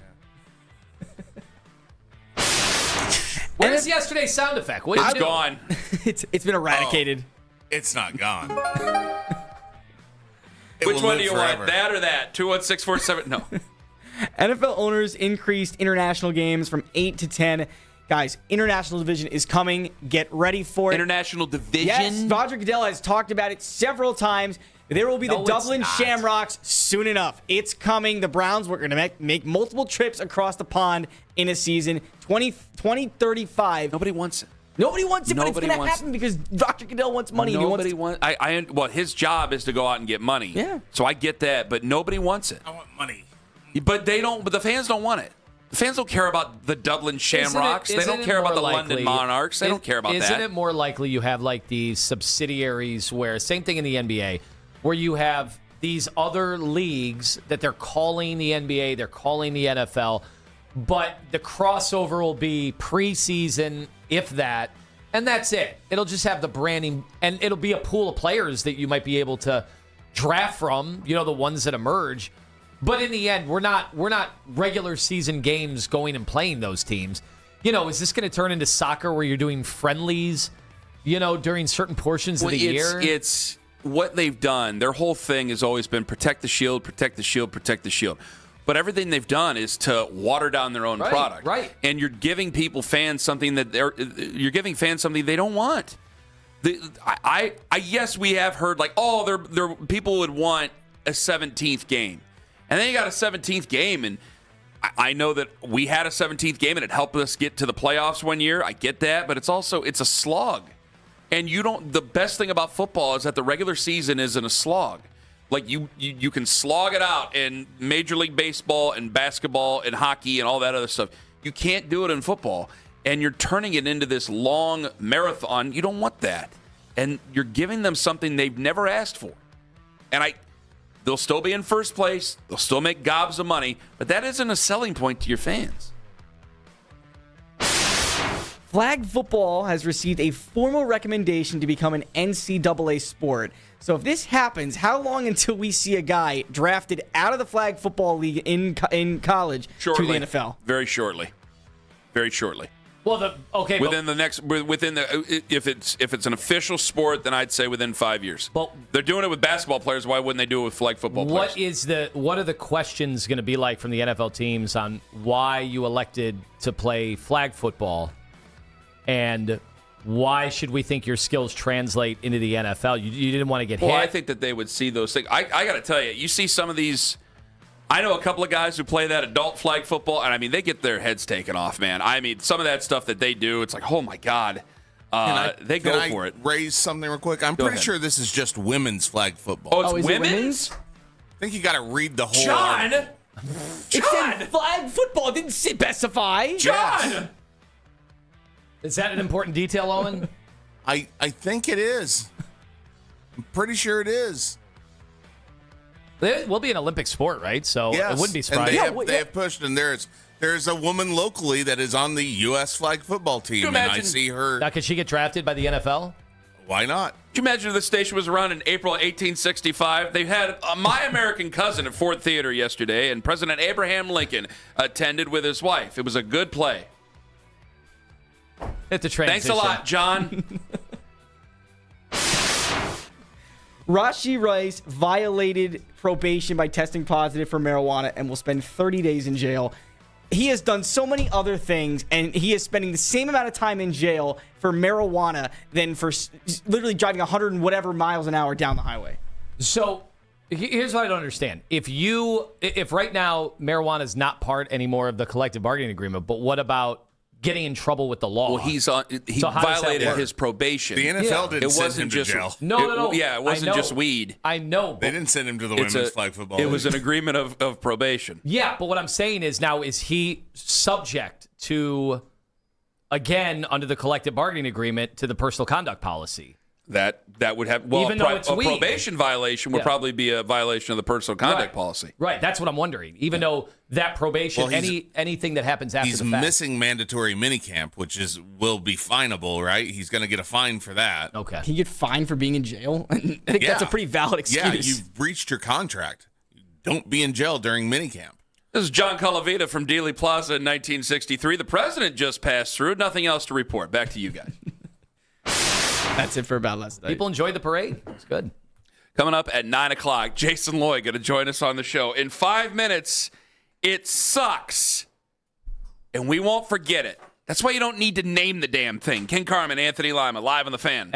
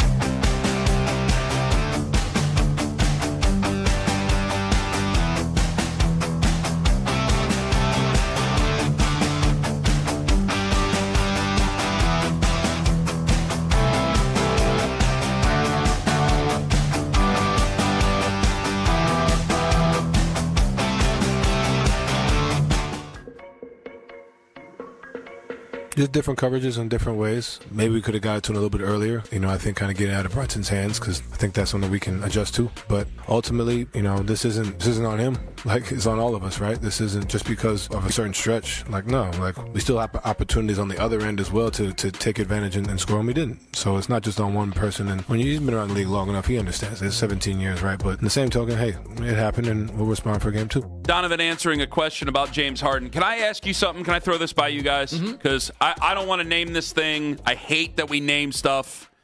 I hate that we try to name stuff. And I'll get to that here in a second. Had the Knicks played, now this is definitely me trying to find ways to pick up the pieces. This is not sour grapes. They went out there, they embarrassed themselves, they lost a 22-point lead and ended up getting beaten in overtime. However, had the Knicks played a 7-game series themselves, and that was game 1 after both teams had a 7-game series, you're up 22 at one point with about 8 minutes left. And I told Tone this during the break. I said, I just kept thinking of Christmas Day. And so the Cavs were hitting shots. Things were going well. I just remember I was never comfortable. And I said, 8:03 left to go. I was like, all right, come on, pack it in. Pack it in. Come on. They should maybe focus. I was trying to talk the Knicks into sitting guys after that. And then it dawned on me, I go, if they had played a game 7, I don't know if you do it with 8 minutes left to go. Owen, I think you brought that up. You don't do it with 8 minutes left to go. Still a little early. But because there was a time where you saw the Knicks looking at each other and they're like, what the hell are we going to do? They just kept hitting shots and they were relentless on offense. The Cavs were. And I go, man, is the effort the same? Maybe it's not. And then do you get to a point where it's like, all right, you know what? Maybe you don't go on a run like that or start a run like that, and you just – we'll live to see on Thursday if they had both – had they not swept the Sixers. Can I just ask that question? Can I just ask it? Yeah, I mean, I'm trying to think that if it would have been 20 by the 4.5-minute mark, maybe they start pulling guys. Yeah. The problem was how quickly this thing eroded. From about the 7-minute mark, the 8-minute mark to the 5-minute mark. Yeah, it was 7:39. Brunson drove the lane. He hit a little floating jumper. Mm-hmm. And that made it a 20-point game. And then I'm just looking at it now. They went on a spree here. They've got it down to 13 within 2 minutes of that. I'm just looking for. No, they wouldn't have done it then. Yeah, no, you've already seen the tide turn there. It's just, man, this sucks. This just sucks. I feel the series isn't over, but this just to be up by 22 like that, to see the feeling that we're getting from fans. So you and I basically almost coming to blows at the beginning of the show. So what was the phrase people wanted to call this one? Oh, they wanted to call it the choke, which Charles Barkley didn't name it that, but he called it that, and he's right. Here's Charles Barkley inside the NBA in the postgame last night. I take my job very seriously. I don't like to get on TV and say people choked. But that was a damn choke job. Oh, what you're going to say? I'm going to say it now. I'm very selective when I said it. What the Cavs, I don't understand. What makes you choke and what makes you lose the game? Okay, so they had a 20-point lead. 22. 22, okay. And they just stopped. They just started going, milking the clock. Like a prevent offense. Not only that, Chuck, I don't think the coaches from Cavaliers had great use of timeouts because, me and Chuck was in this. Scream timeout, yes. Call timeout, so, they allowed. He let the league go from 20 to 6, and never called the timeout. But my problem was, if you go back and look, when you showed those highlights in the beginning, the ball was moving, everybody was getting wide open shot. You go back and look at the first 6 or 8 minutes of that fourth quarter, they were just going one-on-one. The shot clock was on their back every single time, and Kenny should have called timeout sooner. Not this one. Not Kenny. No. But that. Listen, like I say, we knew you didn't mean him. I give Brunson a lot of credit. He was fantastic, and the other guys chipped in. But that was a damn gag job right there. Audio courtesy of ESPN. Do you think Shaq knew the name of the head coach of the Cavs? No. Well, he probably did, but he probably just – he's got to cover every team, so he probably just had a brain fart and didn't remember. I'm sure he's heard the name of Kenny Atkinson before. That's fair. I thought, though – I started seeing it this morning, and I got really angry. That's why I think you kind of said what you said about the media guys, because I was like, I don't want to say that about that guy. I like that guy, not the guy you really shared on the air. But I'm going, can we just stop naming things? No one's going to have a problem remembering this. This was historic. Let's be clear here. Somebody said that in playoff games, a team that leads with like 7 minutes left to go by 20 is 645-1, and that was the one last night. No one's going to have problems remembering this. This is an all-time choke job, terrible. I'm tired of naming these things. So is any massive It's not lead, therapeutic. It sucks. Like last year, the Knicks gave up like a 17-point lead against the Pacers in the fourth quarter. Yeah, they did. And that was part of that iconic run from Tyrese Halliburton and the Pacers that they rode almost all the way to the championship. Do we think every blown big, double-digit, and this was even more, like the fact that it got up over 20, is every blown lead, significant blown lead in the fourth quarter of an NBA game in the playoffs, is that automatically a choke? No matter how it happened, because it's never going to look good. There's no good way to lose for 22. I think that there are. You're not trying to make an argument it wasn't a choke, are you? I'm asking, is it a choke? Like when I see guys that clearly were gassed, especially in overtime, they couldn't even get up and down the floor. Adults, got to finish. But does that count as part of the choke, or does that lead to the choke? It might lead to the choke, but I mean, we're trying to split hairs here over something. Donovan Mitchell. The reason I asked, Donovan Mitchell had his best defensive game I've ever seen as a Cavalier, and was sitting on how many? He had 3 points in the fourth quarter. Yeah, he had 1 3-pointer. And I don't know what's worse, that he had 3 points or that he only took 4 shots. He took 4 shots. He only took 4 shots in the fourth quarter. So he was sitting on 26 points going into the fourth with the best defense I've ever seen him play. Was that him choking or was that him gassed? Or is it just both? I don't know if it's him specifically, but the game plan was a choke. When you go down and milk the 24-second clock, and that's fine, and then you just throw up a prayer and hope that, Well, he kept throwing the ball. He threw the ball back out to Harden a few times. He threw the ball into the stands once or twice, too. Yeah, so then why don't you call a timeout and calm everybody down? We're all on the same page. I'm not yelling at you. I'm not mad at the players, other than I'd like them to make the shots when they bring the clock down. Mm-hmm. And I guess in the moment, if I'm coaching, I'm going, well, at least we ran half of a minute off, right? When you go that route. But still, the coach has to take the timeout somewhere. Yeah, I'm just looking around because they're right. Like, it's more than just iso ball because, I mean, in a way, you even call setting up. I mean, all Jalen Brunson did was iso ball down the stretch, right? And we have a guy in Donovan Mitchell that should be able to take everybody off dribble. And then James Harden has been one of the great ISO players in the history of the game, but he's also 36. And you could tell, everybody could tell, he was completely gassed based on what he had to do on both ends of the floor. And so what I'm sitting here wondering is how much of that, like, they didn't move offensively. They weren't even coming up to set screens. Is it because they were just so physically gassed? I'm sure they were, but it wasn't one of these situations. Like, I didn't see oxygen tanks out there, but let's call it what it is here, Tone.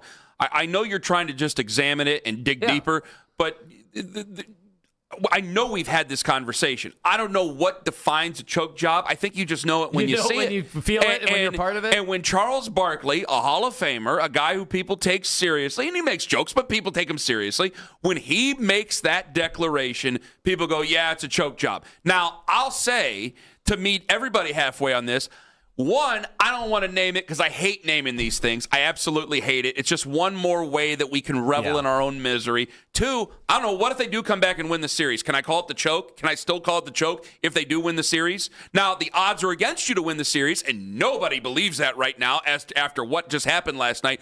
But what if they do come back and win the series? Do I still call it the choke? It doesn't go up there with the drive, the fumble, the decision, the what? No, it doesn't. So I can't just name it right now. Anybody that would cling to that when you win a series, just like, does anybody remember Game 6 already of the last round? It just happened less than a week ago. The drive ended a season.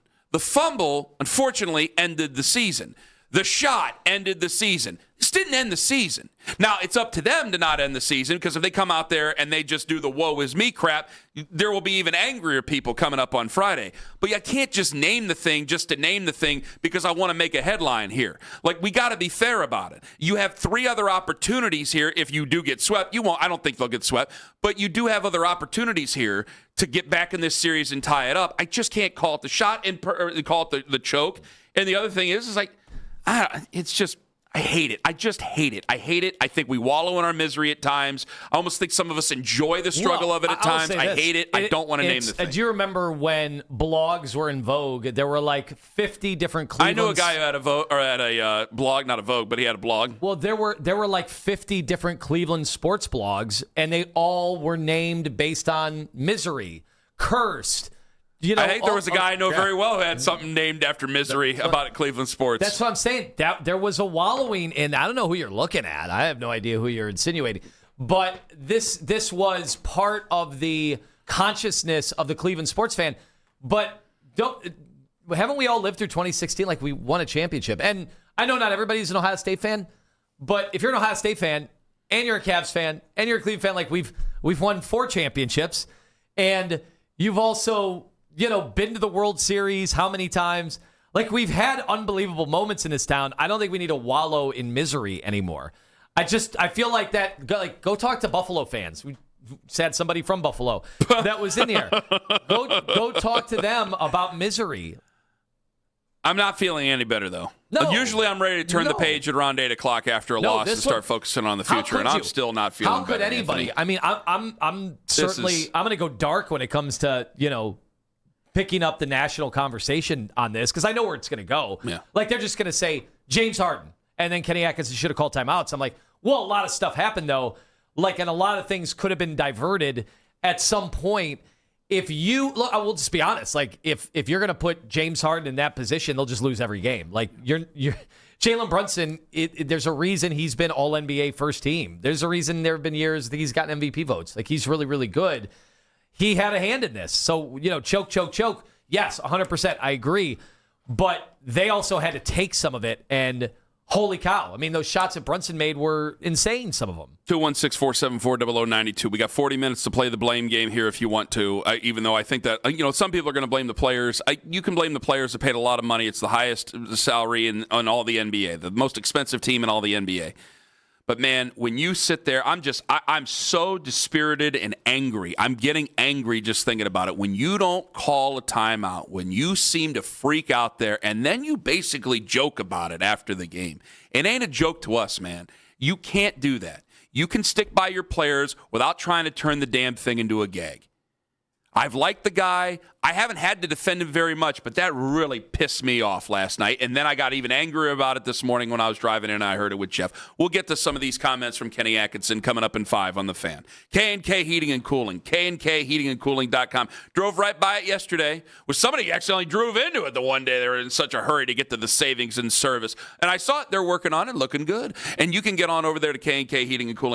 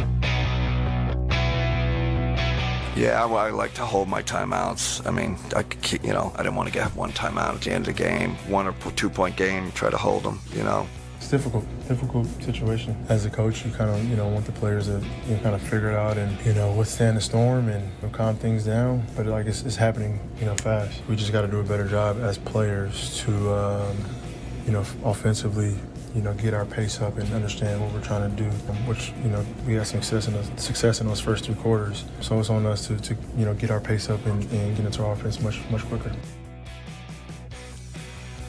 So the Cavaliers lost last night, as you just heard, and one of the things that you just heard right there, you had Kenny, you had James Harden, and listen, James Harden has dealt with criticism. He's a player. I don't put as much on Harden as I do Kenny. You got to take care of your players, and I don't think he did a good job of taking care of his players. It's the one thing you get to do in the actual gameplay as a head coach.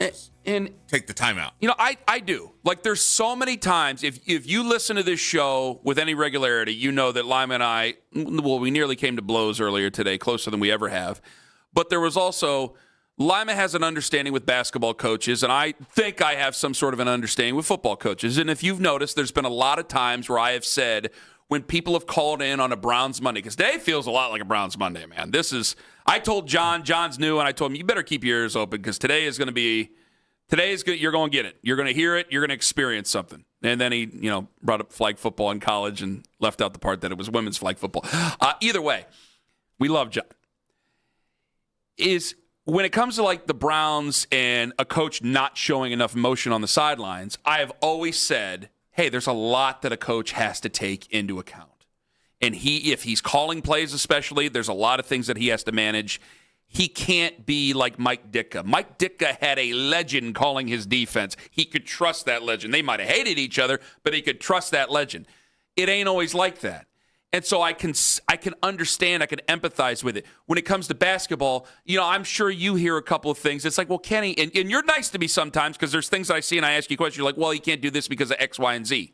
And we do that with each other a lot. But here, I'm bothered because you're not standing up for Kenny because I don't think you can. No. Because it was asinine. And then it almost feels like, to a regular fan, and I'm trying to be careful here because I don't want guys to get fired. I want guys to be successful. And he's been a successful coach. But it almost felt like he doubled down on the silliness in the post-game press conference. Yeah, like he would do it again.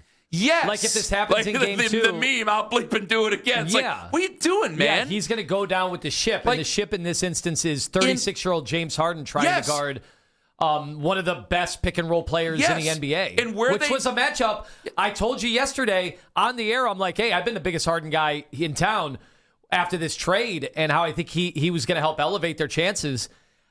This could be a series where it might not be a James Harden series. And I literally said that yesterday. And where the paths cross. So how did I see that? And the Cavs and their organization and all their analytics and their smart people and Kenny Atkinson. I think they did when the game's not going on. And that's part of the reason why I'm so pissed at Kenny right now.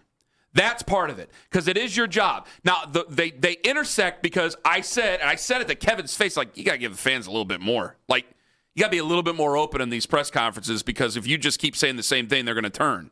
And we said that off air. But Kenny has repeatedly in press conferences, and we brought it up the other day, that James Harden had to tell him to do practices in the ballroom, that Dan Gilbert had to tell him that Jared Allen was the catalyst for Game 7. And then we go, well, maybe he's just over-speaking. But then he does dumb stuff like this where he doesn't take the timeout. Yes. And I think he's actually serious. I think he didn't know that Jared Allen should be getting the ball in Game 7. I think Owen's right. At least that's what he's presenting to me right now in his press conference. Well, you got to give your fans something, man, because every fan I knew last night was angry. And then you go out in the post game and you're almost jovial, and you say that this isn't CYO, brother. These are professionals.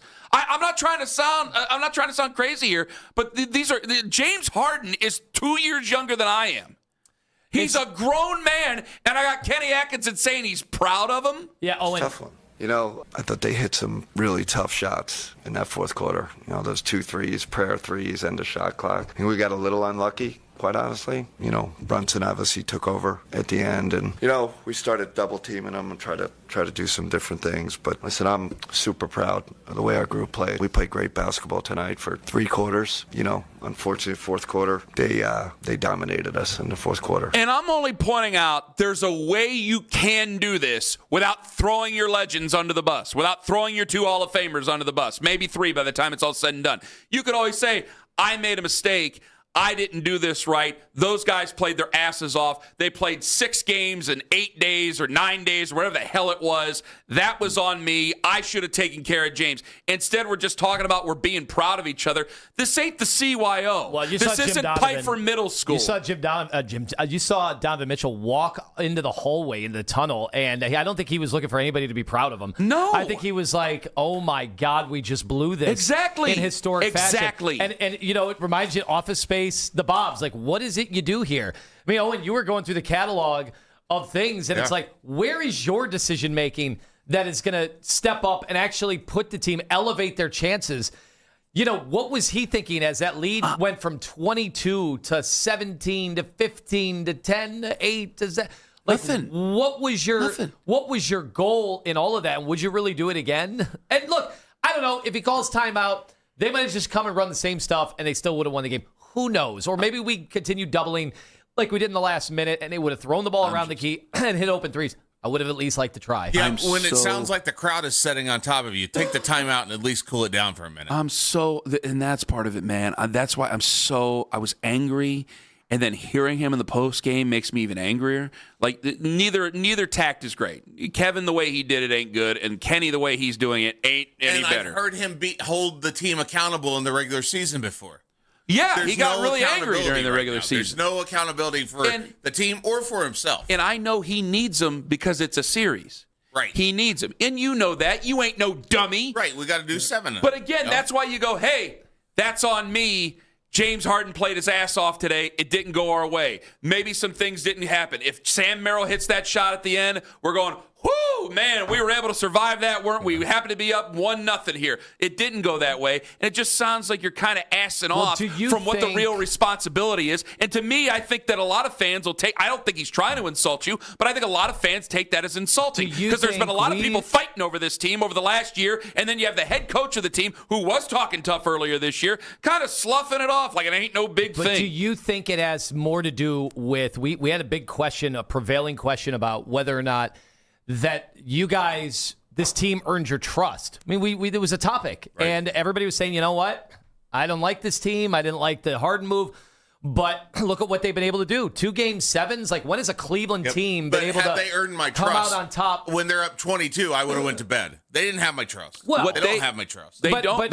Here's what I'm saying. If he didn't have trust in them, maybe that would have led to, calling timeouts, doing everything you can, running gimmicks out there. I don't trust him, though. He's the problem right now. I'm not even putting it on the players right now. So the Game 7s didn't do anything for you in that regard. When you take I'm going to boil this down to the cheapest I can. Don't slap me. When baby Izzy goes to ride a bike, baby Izzy's smart. His daughter's smart. I hear her on the phone. I hear her on the phone in the background. She's smart, okay? You trust your daughter to eventually ride the bike. But you still got to be around, okay?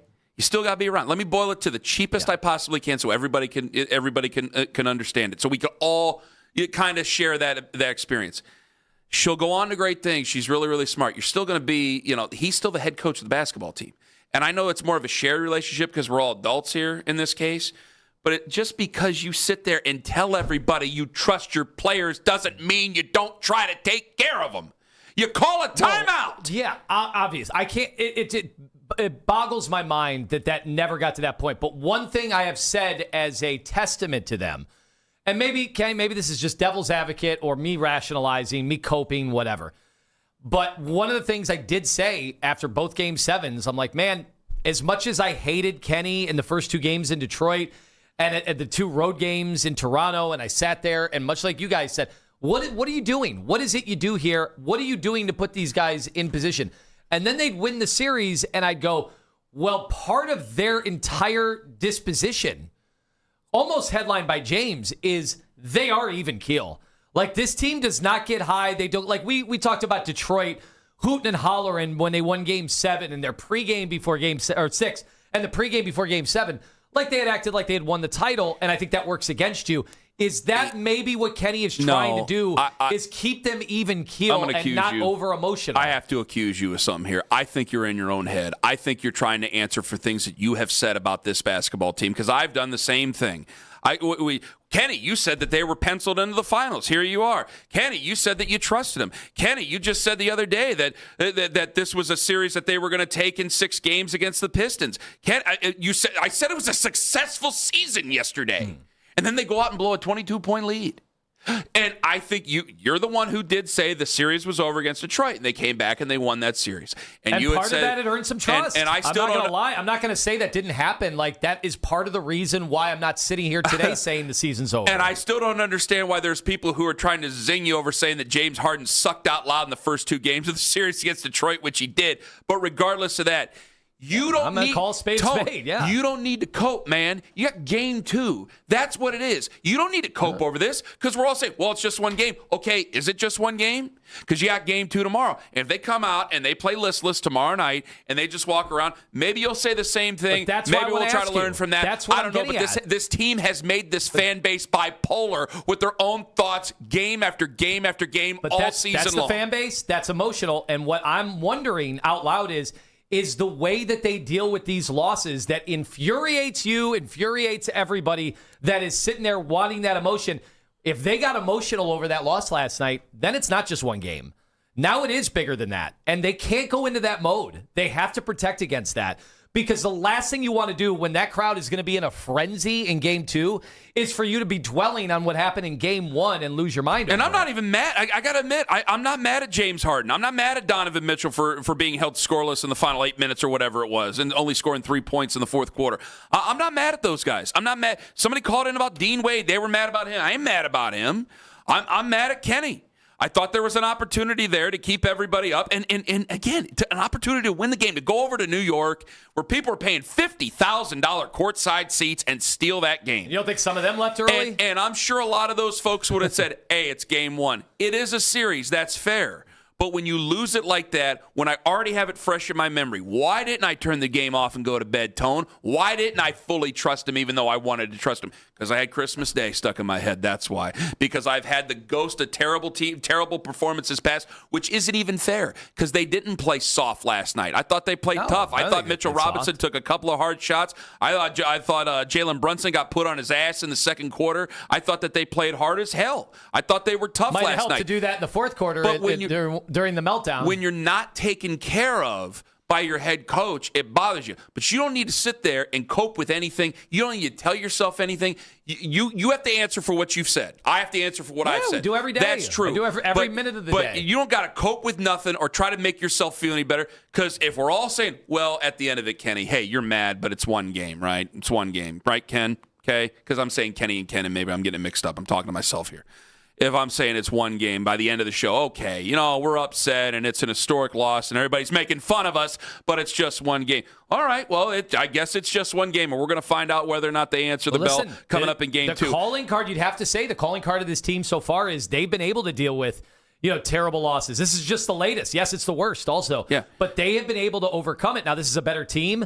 But last night at no point was I like, man, this Knicks team is unbeatable. I never thought that. No. In fact, I thought there were certain matchups in this series that I thought we could exploit, just like they have matchups they can exploit. Absolutely. But I'm going to tell you this, is that, again, that owner, he thinks like a fan. And I know he put out a nice tweet and told everybody to calm down. I think he's trying to calm everything down within himself there. And maybe he is coping as a fan. But I'm going to tell you right now, they go out there and give a half-assed effort tomorrow night. They come back down 2-0 in this series. And then you go to that game and we see all that orange and blue over there. And then there's problems. You end up losing this series and you don't look good doing it. Yeah, man, heads are going to roll. I said that it was a successful season. I guess I'm just going to have to get used to trying to put a label on a team that I can't put a label on because it's driving me bonkers and driving the rest of the fan base bonkers. Because we all want to say, now we trust him, can't trust him. Now we love him, you can't really do it. Now we trust Kenny, no, we can't do it. Like we constantly have to contradict ourselves, and the only ones who have been right, the only ones have been the naysayers and the cynics and the ones that haven't been any fun whatsoever. that have just had a burr up their ass for the entire season. And I know we got to go, and I want to get to the fans' reaction. I really do. Next segment. I know we got Jason Lloyd coming up at 9:20. We got to get to him. We got to get. But yeah. you had gotten to the point where none of the Knicks fans trusted Karl Anthony Towns last night. None of them trusted Mike Brown and what he was doing. So you had him, and that's the killer in this game. Is that you had him. Everything had come into play perfectly, and they blew it. Calls have been a little bit crazy. They have been a bit measured. I want to hear from you folks when we come back. 216-474-0092. I'm not going to say the series is over. Lima's not saying the series, certainly not saying the series is over after what happened in the Detroit series. See, I'm throwing it in your face. I didn't even mean to. The series isn't over. But this was a horrific loss. And all it did, if you're a lover of this team, what it did was make you twice as angry, because I guarantee, just like Tone did, just like I did, you got texts from your buddies last night who have never believed in this team all year long, and they're telling you, look at what they just did. They embarrassed themselves in front of God and everybody, and they embarrassed you, and you're the one who's got to deal with it. And when the coach goes out there and sounds like it ain't no big thing, it makes you even angrier. Friends, Ken Carman here for the wonderful people at Peter & Company.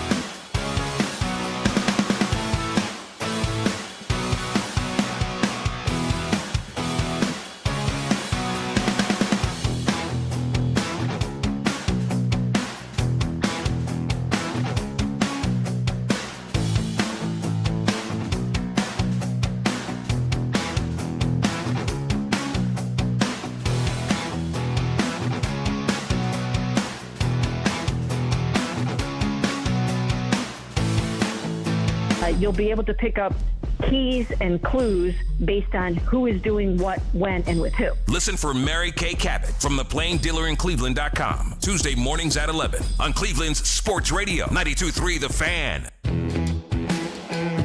Definitely hurts. You want to win game one, and especially when you're up like that, you want to win those games, and we got to do better with finishing that, but we all know it's not an easy road, and we got to bounce back, and next game we got to come out and try to get a dub. The sheriff. I guess they're playing our first segment on Scalabrini's show. No, they're not. He woke up for it. Finally, we got Frank to acknowledge the show. No, I thought that was Scals who won it. Well, Frank's we were another not his one. pals. Oh, man. Oh, God. That means Termini's going to do it. You know that. Yes, he probably will. I always like Termini and Eddie ain't got into it like we have. That was almost. They've had some at times. I told you to call Nick and do the show with him, and I'll do the afternoon with Jonathan. That's how angry I was. Making a real Royal Rumble. Which somebody called me. Social media reactions are brought to you by Shivan Jewelers, Cleveland's premier jewelry store. Someone called me a big baby. Even Tone admitted he couldn't say what we had to dump. I wasn't dumping you for ripping me. You rip me all you want. It just, you had to be careful. Yeah, words, got a little loose with the verbiage. Yeah, Tiger got out of the cage. I've had to dump me before. I've had to dump myself. Almost had to do it last segment. Ed and Akron, you're next up on the Fan. Hello, Ed. Hey, thanks, fellas. Appreciate it. Hey, here's my question. Do you guys think, I think it's known that Kenny is sort of a player's coach. Do you guys think that there's a point where, like, for example, James Harden, he made the decision there not to pull him late because he wants to appease his star players? I mean, is he scared to upset his star players? Because to me, there was a point where he's getting absolutely cooked by Brunson, and you need to pull him. Yeah, but he said some not so nice things over the regular season too, though, Ed. Like it's a. Yeah, but I guess my thing is I don't think it's about appeasing. I mean, first of all, let's talk Turkey about like their situation specifically. Mm-hmm. Who did you want to bench Harden for? Well, there was a point where they pulled Dean Wade, and I would have loved to see him in the game late. He played so well defensively on Brunson for the first half. He did. For the first three And quarters. he actually scored points yesterday. Yeah, he had 3 threes. I just think he was game. gassed. And here's the thing, too. I don't want to be overly critical of Hart. I think he was gassed. I think he's old like us, and I think he was gassed. And I think late in that game, you've got to pull him out. But here's the thing. It might make him look bad, right? It might make James Harden you look can't bad. worry. He's going to have to answer tough questions afterwards. Well, the tough thing is, Ed, like they need Harden at least, I'd say 3 games, but to be safe, it'd be obviously 4. But like they need him in at least 3 games in the series. So, are they worried about like James' confidence? Like, James was horrific. The shot was not falling. And yet, with 30 seconds left, he hit the go-ahead, too. Like, that guy's confidence is not something I'd ever worry about, really. I think it was this way, Ed, because we brought this up earlier. I'm glad you brought it up. But and it's a thank you fair for the question, call. yeah. It is a fair totally question. Fair question. It is a fair question. Is the coach should always be the last person that loses faith in a player. Fans are always the first. The coach should always be, the head coach should always be the last. But the timeouts are there. So when he's saying that he likes to keep his timeouts, Atkinson, when Kenny's saying he likes to keep his timeouts, then are you manifesting this? Do you believe that we're just going to get to a point from a 22-point lead up by 2 with 14 seconds remaining? What did he think? Is that what we really think it's going to happen? Because why aren't you using a timeout? I can understand you taking a timeout and leaving him out there and making some changes, but leaving James Harden out there because you got to have him for 6 more games possibly. But damn, man, like you can't take a timeout in the first place. Well, even when Harden's at his worst, as long as he's not turning the ball over, which he did. He early, and 2 of them he got fouled on. I don't like Mike Breen's watching the replay, and you thought he got fouled on that? 2 of them. There were 2 of them. He got hit on the arm. It kind of got cut off there. I didn't. But either way, maybe you're right. Either way, the second half it wasn't about the turnovers with James Harden. It was just missing those shots. And I think Atkinson's just assuming I've watched James Harden my whole life. Like, I've been on both sides of it. I've coached against him. Like, those are going to fall. So where is our offense coming from? Some other guys were turtling up. Like, James is still going to shoot. Like, James is not afraid to shoot the ball. No. Over the years, there have been some Game 7s where he kind of stood in the corner and maybe didn't want. But, like, his confidence in that game last night, he was willing. They kept throwing the ball to him with the game on the line. They kept, even Donovan kept throwing the ball to him. So, like, again, I'm not totally worried about James's confidence if you benched him. I think he was worried about, all right, if somebody else comes in, Schroeder was atrocious on him. Max Strus, he's going to play Max Strus like a fiddle and get to the foul line because Max is just a little over exuberant and physical. And yesterday he couldn't breathe on Brunson. Once he got going, they were going to call a foul every time. We go to Simone in Cleveland. Hello, Simone. Hey, guys. Thanks for taking my call. Glad to have you. I think yesterday's debacle had to do with the coaching staff not seeing what was going on in the last 8 minutes of the game. However, all that being said, I think that this is our series. I think if they played them as good as they played for the first 3 and almost half quarters, we're going to take this series away from them, period. I'm not worried about it at all. Yesterday was a mishap, but let's go Cavs. We got you. Well, I love your thinking, Simone. I am worried, and thank you very much for the call. I am very much worried about them. I got to see them come out.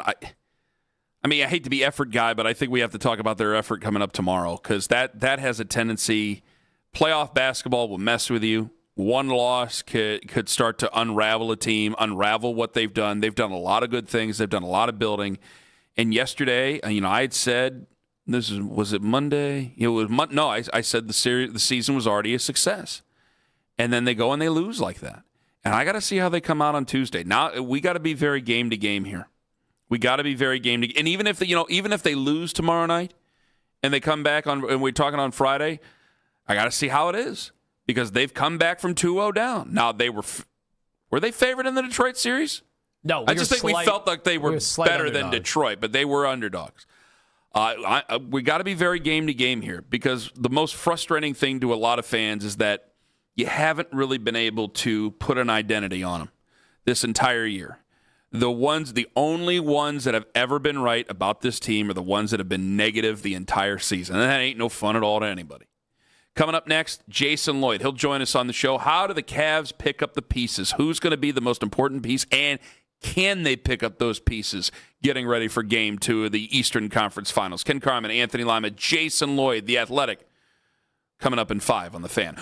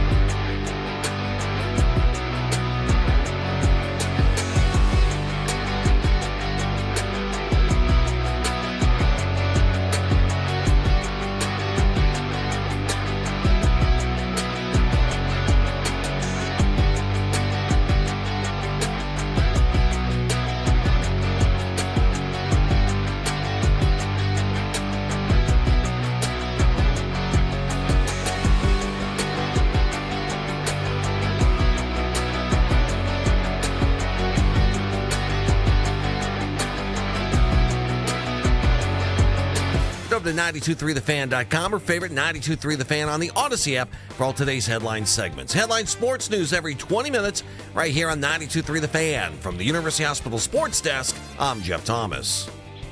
This is the only place to trust for Cavs talk. Immediately after every playoff game, Cleveland's Sports Radio, 92.3 The Fan.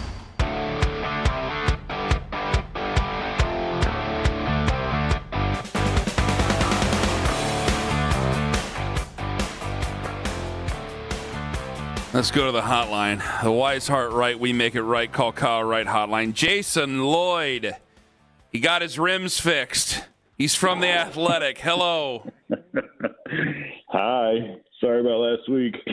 It's okay. Boy, you're laughing as much as Kenny Atkinson was laughing last night after the loss. Oh, boy. Ouch. That's not good. Ooh. What do you want him to do, cry? I'd like him to do more than smile. I'd like him not smiling. That'd be a nice start. Kenny Whatever. did say, I'm Jason, an emotional person. Kenny did say that he kind of owed it to the fans to, kind of feel their pain a little bit. Which one? at That Kenny or me? You, yeah. Okay, because well, here's what Kenny said. Yeah. I told the guys, I said, we played great basketball the majority of the game. Just the ball stuck at the end there a little bit. Got to keep trusting the pass. And then, but I also said we had a ton of great looks that didn't go in. So we'll look at it. I think decisions got to be better, especially when we get fatigued. Sometimes we, put our heads down too much. Just got to find the open guy. I mean, if a Browns coach said that, you'd be bursting blood vessels in your face. So, you got called how you call it now, Jason. That didn't come off well. What happened last night? Well, it was an absolute collapse. There's no other way to say it. A couple things obviously that stick out. Number one, it's just odd to me how little Donovan handles the ball at the end of the game. And like James hits the shot in the final minute, so I don't want to be, fraudulent about that because he did hit the tying bucket, or hit the go-ahead bucket.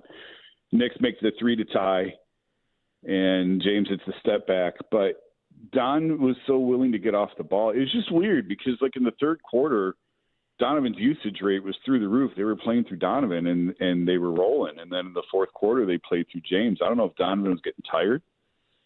In the fourth quarter, though, they played heavily through James, and it felt like a few possessions early, it felt like they just started trying to bleed clock a little bit earlier than they should.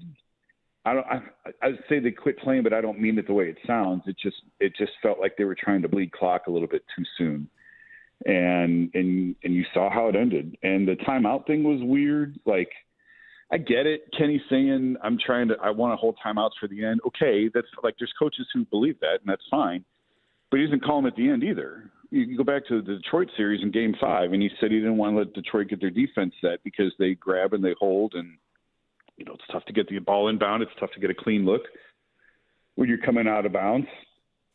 So then, and then last night, and Sam gets a great look at it at the end of the fourth. Like, it's a great look from Sam. But again, it's not Don, it's Sam getting the look. And it's a good look, and it's halfway down, it spits out. And if that goes down, then we're not talking about any of this stuff.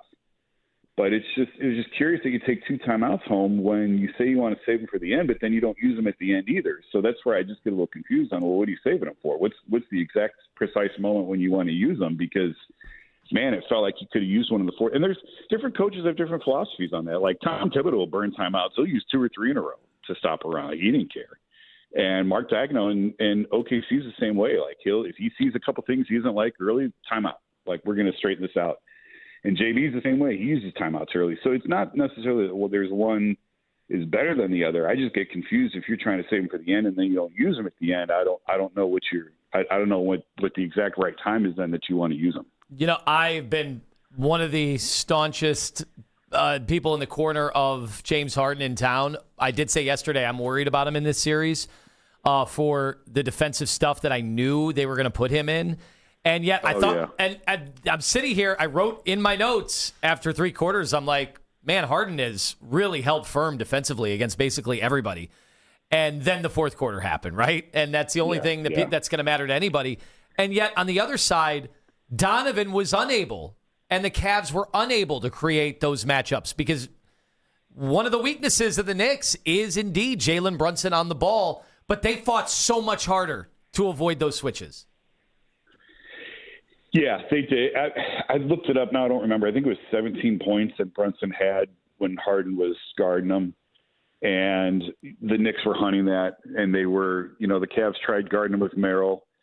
And the Knicks would immediately switch that to get James on Brunson. There's no question. And then the Cavs tried doubling him.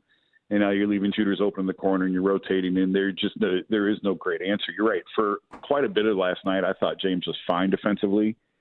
And then in the fourth quarter, it all unraveled. And again, I'd go back. I just go back and watch like late in the fourth quarter where Donovan was almost like a decoy. He's just standing on the wing. And was he gassed? Was he gassed because he had 6 steals? It was the best defense I've ever seen him play. He looked like Dwayne Wade. It could have been. It could have been that he just didn't have his legs and he was exhausted. That's what I'm saying. Like I don't know. It was just weird. Like you want the ball in your best player's hands at the end of the game, and you've got Harden and Merrill taking the most important shots at the end of the fourth quarter. And maybe Donovan was just exhausted. That could have been it. I don't know. But it just seemed odd to watch. Are they allowed to? They're not allowed to say they're tired. Are we allowed to say they're tired?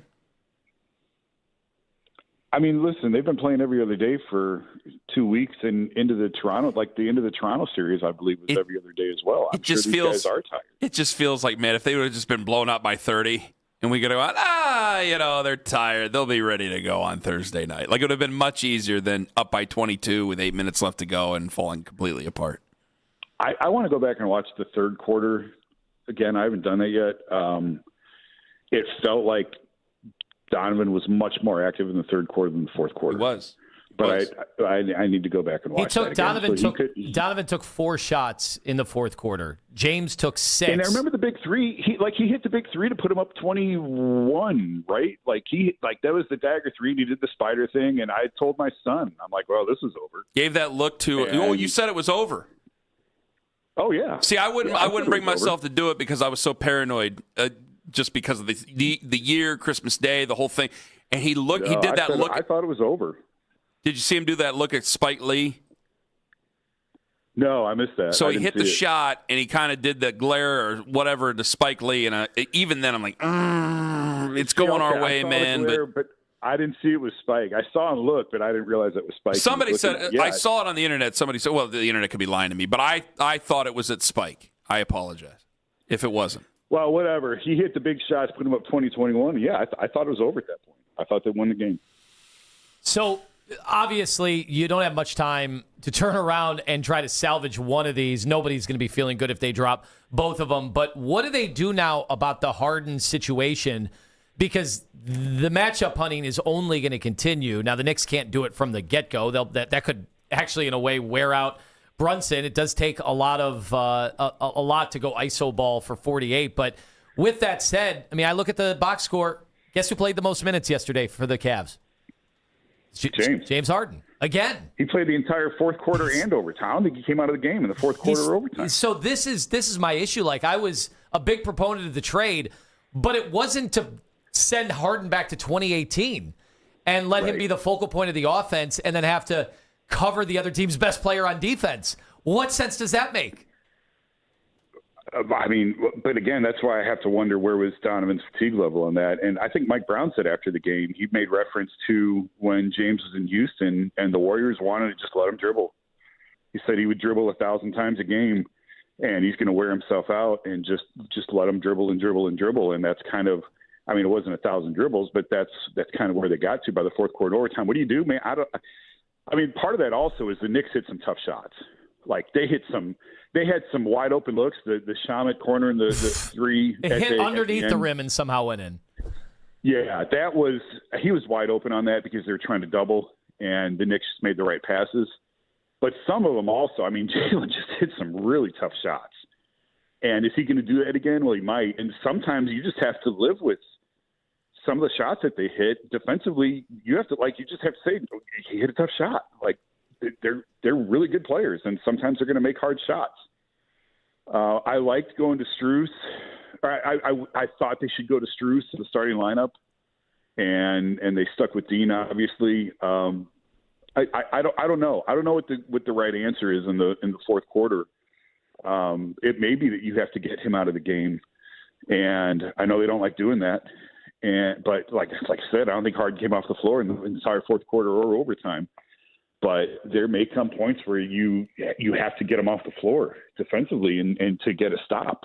It sounds odd to say that when he's James Harden, but I don't know. I kind of want to see how Game 2 plays out. I kind of want to see.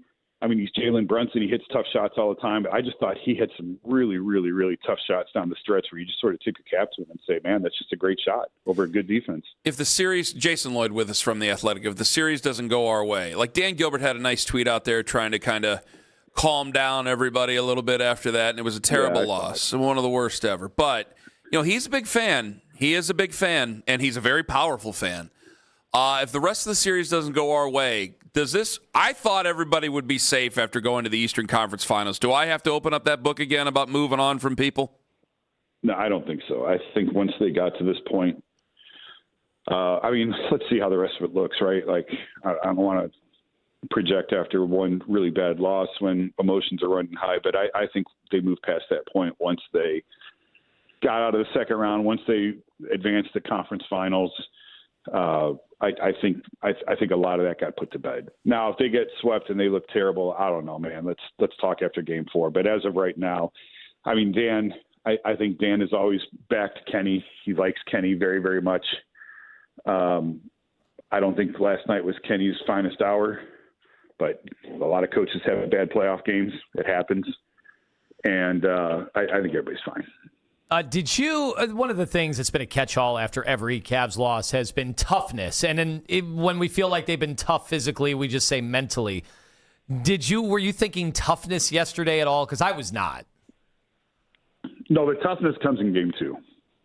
That's where the resiliency shows up, is if they can flush this, if you can put this behind you. Certainly if you can come out and win 2 after having won in the bag, basically, before spilling the bag. So, you're not sitting there talking about toughness last night. The resiliency and the toughness now shows up today and tomorrow of being able to put this behind you, walking into a hostile environment.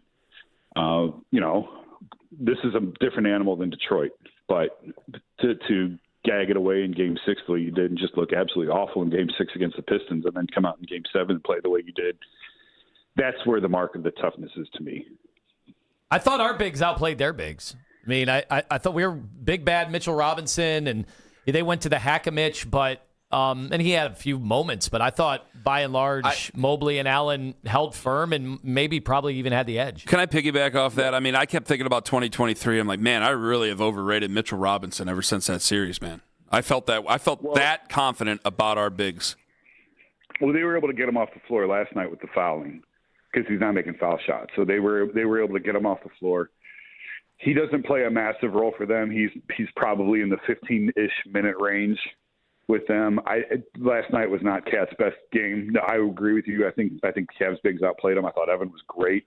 Again, I thought he hit some monster threes. It's some clutch moments. Like, he only had a couple, but they just felt like, especially the one in the fourth quarter, I think it was. It was a huge three at the right time. I don't know how many rebounds he finished with. At least 14 I saw. Maybe more than that. I thought Evan played really, really well. So Cat will be better going forward, I would think, for the Knicks. And Robinson, he's sort of a big player for them right now. When we're sitting here talking about, like, adjustments that can be made, I agree with you. Like, defensively, you got to pick your poison against better teams. You just do. Whether you're playing Oklahoma City, the Spurs, and the Knicks, I'd put right up there. Like, you have to make uncomfortable decisions. Like, you see what happens if you start doubling Brunson right away. Teams have done that all year to the Knicks, and they carve them up. They had one of the best offenses in the league. So I think that does put them in a predicament. How can we put the onus on the Knicks to have to adjust to things we do offensively? You got to make shots. And it just like Donovan had a good shooting game last night. Like it felt like through 3 quarters, it felt like a Donovan game, and he was marvelous. And again, it just sort of disappeared in the fourth, but their shooting has been extremely erratic throughout this postseason. And they've just had, Donovan's had more poor shooting nights than good shooting nights, although he had a great game in Game 7, and he was great for the most part last night. So, maybe he's figuring something out, and getting away from some of the long athletic defenders of the Pistons will help him in this series. But the Cavs just have to make shots. And it sounds so simple, and it sounds so lame to say, but how many times you heard it say it's a make or miss league? And they had some really good looks last night that just didn't fall. And if one more of them falls in the fourth quarter, we're not having any of this conversation. Sam's shot at the end, again, I don't want to bang on Sam because it was a good look. It was odd that he was the one taking it, but it was a great look, and it was halfway down. And then it spits out. And if that goes in, this entire conversation is totally different. One last thing, Jason, is that I've complimented, it's been maddening at times, but I've complimented them and their disposition throughout the playoffs. They've been so even keel that people have resorted to saying they don't care, right? Like, where's the effort? Where's the attitude? Look at their body language. But I also think that's helped them to weather the storm and battle adversity and then win 2 Game 7s. How many teams ever win 2 Game 7s in a playoff run in any sport? Like, they're hard to do that. So do you think last night they'll be shell-shocked by what happened, or do you think that even keel attitude might actually help them? I was thinking about that because, honestly, when the game ended last night, the first thing I thought of was the 2018 finals when JR forgot to score. And that, to me, that remains the most devastating loss I've ever been a part of. And I'm home. I'm not in New York. I'll be out there for 5 and 7 if there is. And I haven't been around this team enough this year to know, but like that in 2018, when JR forgets to score and the Cavs lose game 1 of the finals, it's like, okay, this series is over. And just LeBron was despondent in the locker room. And of course, that's when he apparently went nuts on the whiteboard or whatever. When we got in there, I remember trying to talk to him and his mouth open and no words would come out. Like, he was just beyond devastated. And I remember thinking that was their shot to make this a series, and it's over. I don't get that sense with this. First of all, this is not the 2018 Warriors that they're playing. And so I do get the sense like this is a low heartbeat team, and they're the same. And they've talked about like Harden especially. I think that's who he is. He could have the worst game of his life. He could have the best game of his life. He's the same guy afterwards. And Donovan by nature is upbeat and positive. And so I don't think the series is over by any means. Like, I don't think that, okay, like they're done now.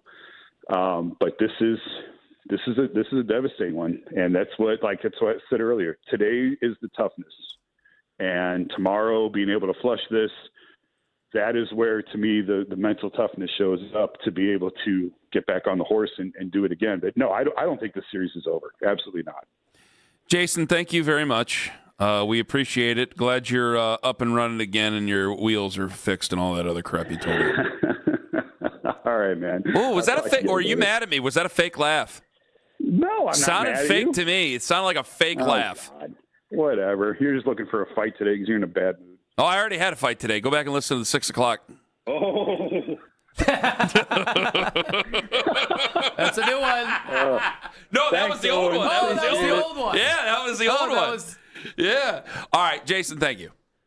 I'll see you guys. Jason Lloyd, athletic columnist. Yeah, that was the old one. He just played got, for but him. he did get giddy. He's like, oh, I did something to do on the toilet. Oh, boy, it's...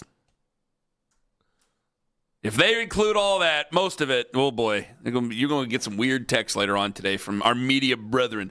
All right, coming up in 5 minutes. All right, I do want to get to you guys. And, we've aimed our anger at Kenny Atkinson, a little bit at James Harden for some of us, and at each other, Al Lima and I. There are some listeners who think we might be protecting someone. Lima, we're accused of shielding one of these Cavs people, and we will tell you who that is at 9:25 on The Fan.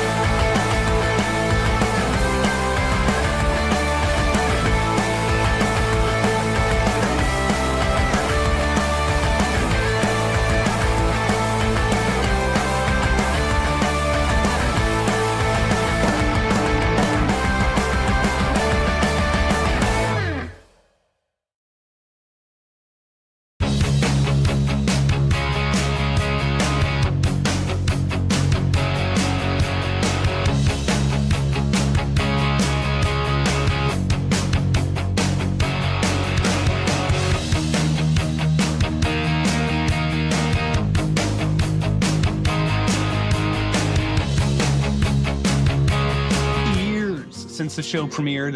I'm going to check the math on that. 10 years since it went off the air, and we thought that made this a perfect time to look back, see what the hell we did, and why the show still seems to resonate with fans around the world today. Follow and listen to How We Met Your Mother wherever you get your podcasts. Listen to 92.3 The Fan on the Odyssey, iHeartRadio, and TuneIn app.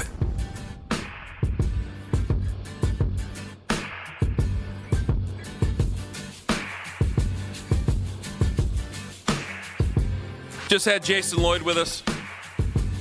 Said it was a low heartbeat team, which means not a bad thing. When you hear low heartbeat. He didn't say no heart. Yeah. There's a difference. Said low heartbeat, which means that they try to keep on an even keel, is what they can do.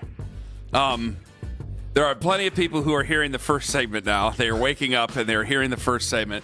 You can use that rewind feature on your free Odyssey app. It's brought to you by the fine folks at Integrated Restoration, your local experts in fire, water, and storm disaster restoration. See, the one thing that I'm mad at you about that, not mad, is you're going to keep the freeze out going.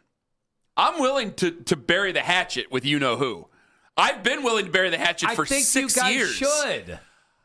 It's not my fault that the hatchet hasn't been buried. Let that be on the record with you-know-who. And if you want to find out who, use the free Odyssey app and go back to 6 a.m. It's right there. Because Lima and I, the show almost ended. The show almost ended over the Cavaliers. Anybody who would be gambling would say that the show would end over the Browns or one of us just finally having enough with each other. It almost ended this morning over the Cavaliers. I went downstairs during the Jason Lloyd interview because, I've heard him talk enough. But I got to do a little 3-minute show, and JJ's downstairs, and there was a guy that said, he goes, I can't even listen. The Cavs are tearing you guys apart. He's mad at the Cavs for what happened in the first segment. Well, that's what that is. I mean, that's like anything with your family. You use other things that become divisive, whether it's politics, whether it's something at work. In this case, it's the Cavs.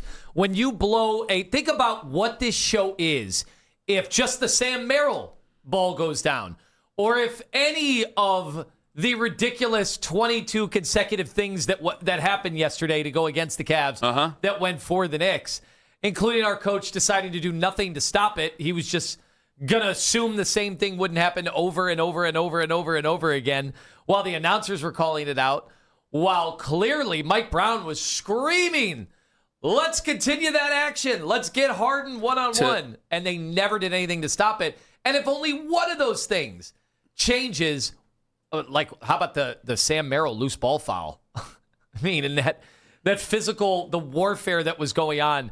And we got a rebound off one of their rare misses. They were 12 of 14 from three-point range in the fourth quarter. And, they called that a foul on Sam Merrill. Yeah, it was a total mess. And think of how different the show is today. The show is much different.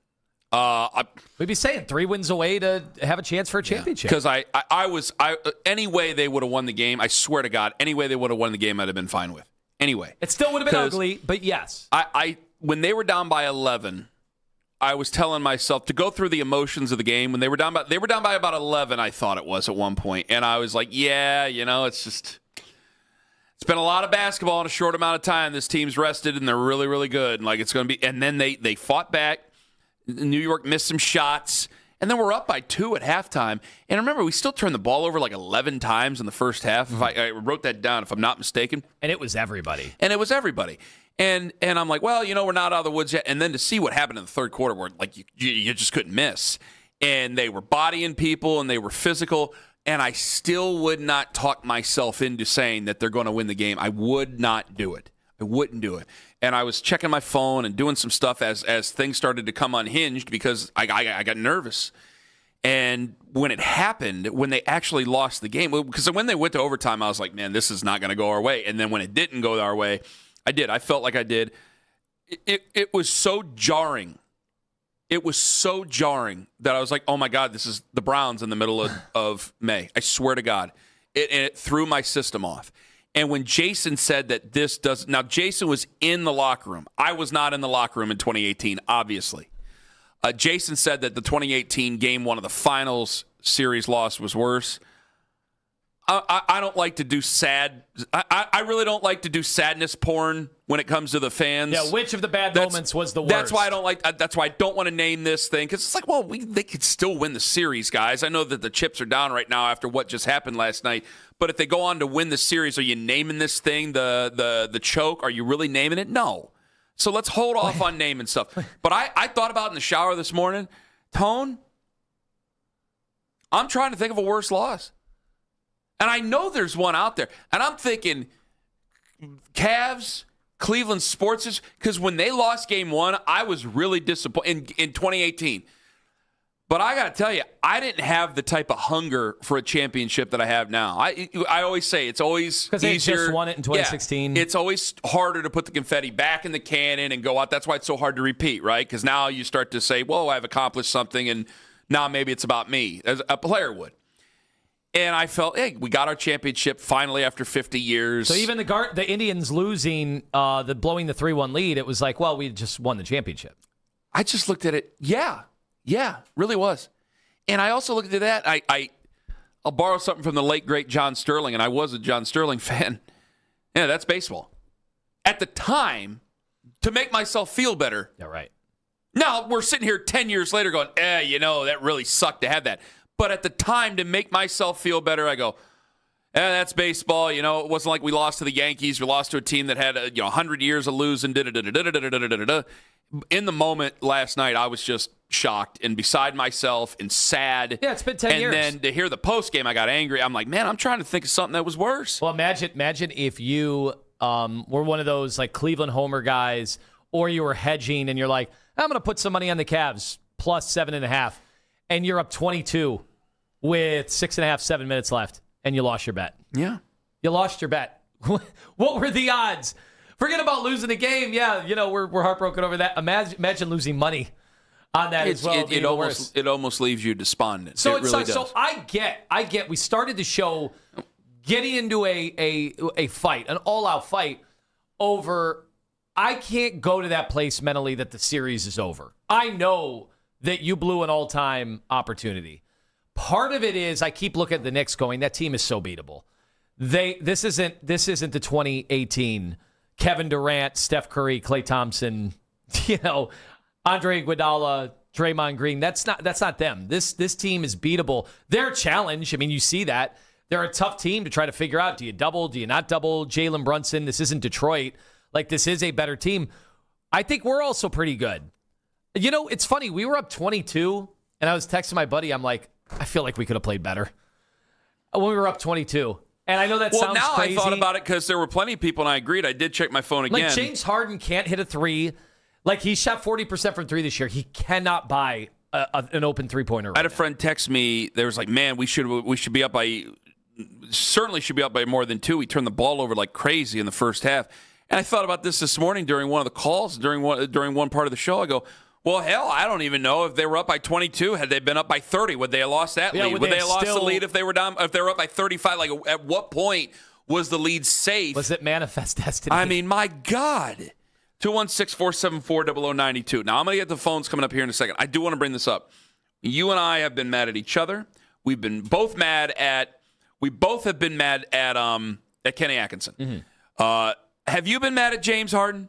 Yeah, of course. Okay, I haven't been that mad at James Harden. There is one name. I'm not mad at him for not being able to defend Jalen Brunson. You got to know. That's kind of where I was at on it. And I just think it's the James Harden experience. But there's another name that's out there that people think we are protecting. The word protecting has been thrown at us. Okay. Donovan Mitchell in the 4th. And I look at James. It's not where he can do anything he wants, because we wouldn't be here without James. But I said that we wouldn't even be in the Eastern Conference Finals without James Harden. And you believe that? You agree with me, right? 100%. Okay. Yeah. Had they not made the trade, we might have been eliminated in the first round. We wouldn't even be here if it weren't for Donovan. Yeah. At what level do I just go, that's just a fat excuse. You can't use that all the time. Okay. Because I'm ripping Kenny like crazy, and it's not out of fear. Because I do think if things were to go awry and they just come out and look listless tomorrow, there will definitely be people calling up going, yeah, blow the whole thing up. You think I'm afraid of Donovan Mitchell? You'll hear that. And maybe at that point, by the end of the series, maybe I would agree with it. I don't know how I feel, because there's no way on earth I thought that they were going to blow a 22-point lead, and I would be coming in here mad after losing game 1, where I told you I wasn't going to freak out after they lost game 1. Nobody could predict that. But when we're getting accused of protecting Donovan, there is a struggle of it because, as what Jason said, kind of goes away from the ball in the fourth quarter last night. I thought he was gassed. But that's no excuse for grown men getting paid a lot of money to play at the highest level. But here's maybe if I just watched the Cavs, I would say that. I watched the league, and I know the top 15, top 20 guys, and there is a difference. Like Kobe Bryant could play 46 of 48 minutes, and he would be just as good in the final 5 minutes as he was throughout. But even that level wasn't. LeBron James, he could go 4 overtimes. He'd be just as potent at the end. And then there's a drop-off, right? Those are the all-time greats. Even Luka. I've seen Luka wear down. I've seen Jokic wear down. Like, there are levels, and that's why as a coach, you have to put your players in position. You have to be able to ride that wave. Have your finger on the pulse of take the temperature of where your team is. He mentioned the body language. He said, well, when things start going south, they're putting their heads down. Why are they putting their heads down? It's not because they're making bad plays. They're putting their heads down because they're looking for air. They're exhausted. That's where these magical tokens come in that you get to use if it were a video game and you had a magical token that your battery meter went from, 30% to, boop, I can hit this. Actually, we have a new sound effect for this thanks to young John yesterday in About Last Night. This is amazing. You get one of those tokens, and so this is what's magical about those tokens in the video games. Your battery meter goes from 30 to 50 or maybe 50 to 70. And when you have 2 of those, and you have a use it or lose it timeout, 3 of those, what do 3 of those sound like? Then it's like, boom, 30 to 50, 50 to 70, 70 to 90. And when you don't use them, what happens?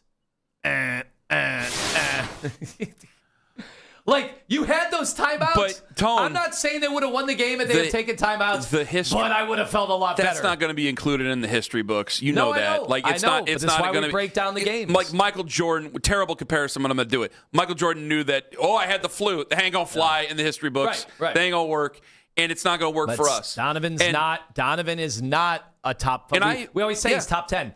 He's not top 3. He's not top 5. And maybe this is the difference. He is a 6'2" guard. If on a good day, he's 6'2". He's not 6'7", 6'8", 6'10". Like, these things do matter. Like, Kevin Durant, as skinny as he is, as they used to make fun of him not being able to bench press anything. Kevin Durant, we saw it in Cleveland. Man, in 2017, playing great defense and hitting dagger shots with 30 seconds left on the clock to win a championship in Cleveland. Like, guys like that don't get as gassed. Donovan Mitchell is. So you as a head coach have to take that into consideration. When you have 36-year-old James Harden, who's getting scored on every time, but is also playing the most minutes of anybody, and yet he's defending a guy who we do believe, most people believe, is better than Donovan Mitchell in Jalen Brunson. You're a coach. You have some tools at your disposal. A lesson to learn through the Cavs. Don't be afraid of greatness. Let me explain in 5 minutes on The Fan.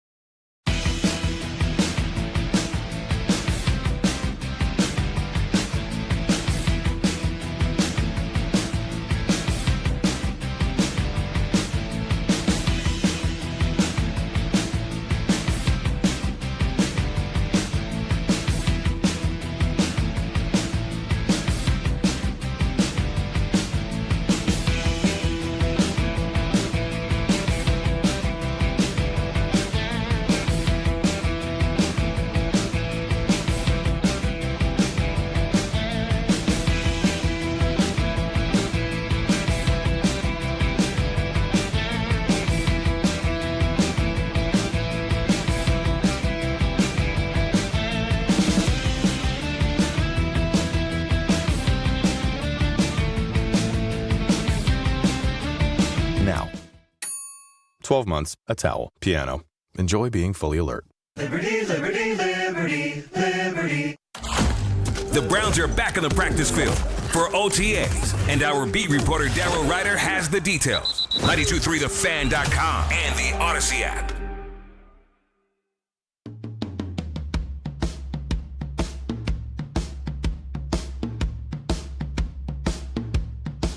Yeah. I'm so jealous of my sister. She's in Italy right now, has no idea the Cavs even exist or in the playoffs. And it's times like today where I'd probably trade places with her pretty quickly. I've thought about that before if I didn't like sports and just watched like television shows and things like that, like how much, but it would also be not as fun. I like the exhilaration. In some way, I am addicted to the exhilaration to the of pain. Yeah, I'm addicted. Sadist and a masochist. Yeah, I am. I should have a safe word. So we have somebody here at one of our sister stations. Tim Richards went viral last week, was in all the national magazines for a TikTok video he had. And first thing, you small talk with people at work when you get to work, and we despise that kind of thing, especially early in the morning. But our attention turned immediately to the Cavs, and I wondered how many people were in the exact same category. They were up 20 last night. It was a 3-hour basketball game, basically, by the end of it. He had a lot of stuff to do, morning radio show. What did he do when they went up 20? He went to bed. Who did? Tim Richards. No. He went to bed. But I'm saying... Tim Richards. I know, but he shouldn't have gone to bed. I think there are some people... I think you're asleep right now. Sorry. I think there are some people that probably went to bed. They're up 20. What do I need to see the end of this for? Yeah, let's go. Thinking you're going to wake up just in a great move, Cavs up a game already. So imagine him this morning when that alarm clock went off. Got a full day. This. We're going to do a pep rally today. This will be fun. I mean, we're a music station, but at the same time, we're going to get my morning bagel ready. Let's open up the newspaper. 1997. Turn the page. Got his USA Today out. Let's see some of the comments maybe Donovan made after the game. Oh, so much fun. I even made some wagers on the game. That's fun when the team wins. And they just played so spirited yesterday. I thought the Knicks were so big and bad, and everybody was telling me I got to worry about the Knicks. Man, it's great to be in an awesome sports town where our teams are thriving. And oh my God! Brunson, three-pointer, puts it in! No! Captain Clutch has come alive! No! I come in screaming at you like the sleep paralysis demon. We're yelling over Cavs beat reporters. What are the jackass dads? Kids coming in to wake everybody up. Sitting on the bowl in your car. Sitting on the bowl, and your son comes in and just beats you up and rips your shirt off. Oh man, I felt that way this morning for a split second. I told Tone it was like a movie myself. Like I fell asleep for 2 hours, and I woke up, and at first I did not remember how they lost the game, and I rolled over. It was I slept in. I slept till 3:55. And you were like, "Damn it, Jalen Brunson!" And all Cavs here in the second half. Brunson drives on Wade. Scoop layup. It's good. Beautiful shot from Brunson. I remembered. Boy, there's no worse feeling. Heartache brought to you by ESPN and Mike Green. He said bang! He did. He said he went back. Bang means we won. That was the game winner, Sam Merrill. He wanted it. The clutchest is clutch. The ball was halfway down. Yep. It might have been 3/4 down. God in heaven. Merrill, three-pointer, back in and out. That one halfway down. What do they call it at the hot dog eating contest? Reversal of fortune? Yeah. To fit with the New York theme. That ball got barfed right back out of the rim. How? Like, putting all things aside, like, you can have bad playing, you can have bad coaching. There are leads that are just safe. Then no matter how bad you play and no matter how bad you coach, and no matter how much luck the other team has, there are leads that are insurmountable. What would it have had to be? How late would it have had to be for the lead to be insurmountable? I don't know. If they come back from 22, I assume they could come back from 26. If they came back from 20, I don't know where the line ends. There comes a point where there's just not enough possessions and not enough time to come back, I guess. So 40? Well, would it be 40? It's like in golf in match play. Eventually, you're up too much. They end the game. Yeah. They end the game. There aren't enough holes left. I've always said they should do basketball games like skins. Every time you make a basket, that's one for you, and then you take one away, and then you're back even. Donovan hit that shot. Donovan hit that shot to go up by 21 and go, all right, just pack it in. And just play for tomorrow. Just get ready for Thursday. I wanted to talk I said that out loud. I wanted to say that to the Knicks. And I said it like, they should fold it in. Not remembering that they had been off for 9 days. Since Mother's Day, they had been waiting for us, and off we went. Waiting to play again, and they had fresh legs, and they were ready to go. Meanwhile, Donovan Mitchell sucking wind. Poor Jared Allen sucking wind. They're at the end of their line, and Kenny Atkinson goes, no timeouts. Keep working. I believe in you guys. You're doing a great job, fellas. I believe in you guys. They're great out there. You're all winners. What? What are you doing, Kenny? Call timeout. It's not a savings account, man. It's not a rainy day fund. Good news is you get to go on Shep's show later today. Great. The guy you're hearing right now with the rap. Did I tell you? Axel goes, did I tell you my son actually? I got no responsibilities the rest of the day. Did I tell you he said during dinner last night when we got home? He goes, maybe it's better if we do lose to the Knicks. This is as the game was like starting. And I go, what are you talking about? He goes, that game last night. And I go, are you afraid of greatness? Is that what you are? Are you afraid of greatness? I called him a couple other words that I would only say in front of you and Owen. I go, you don't want to say be him like on that. air during the first segment. Yeah, Lima said it on air. Lima will say it. And then he'll go, you always dump me. You never dump yourself. This is why other media members hate you. Could I have said Richard? Would that have been okay? Say Richard. I'll say Richard. And Kenny, you're being a Richard. Yeah, the line of communication is open on this end. I'm not going to let the Cavs tear us apart. I wouldn't let the Browns do it. I'm not going to let the Cavs do it. Have a wonderful day. Go Guardians, everybody. Go Guards.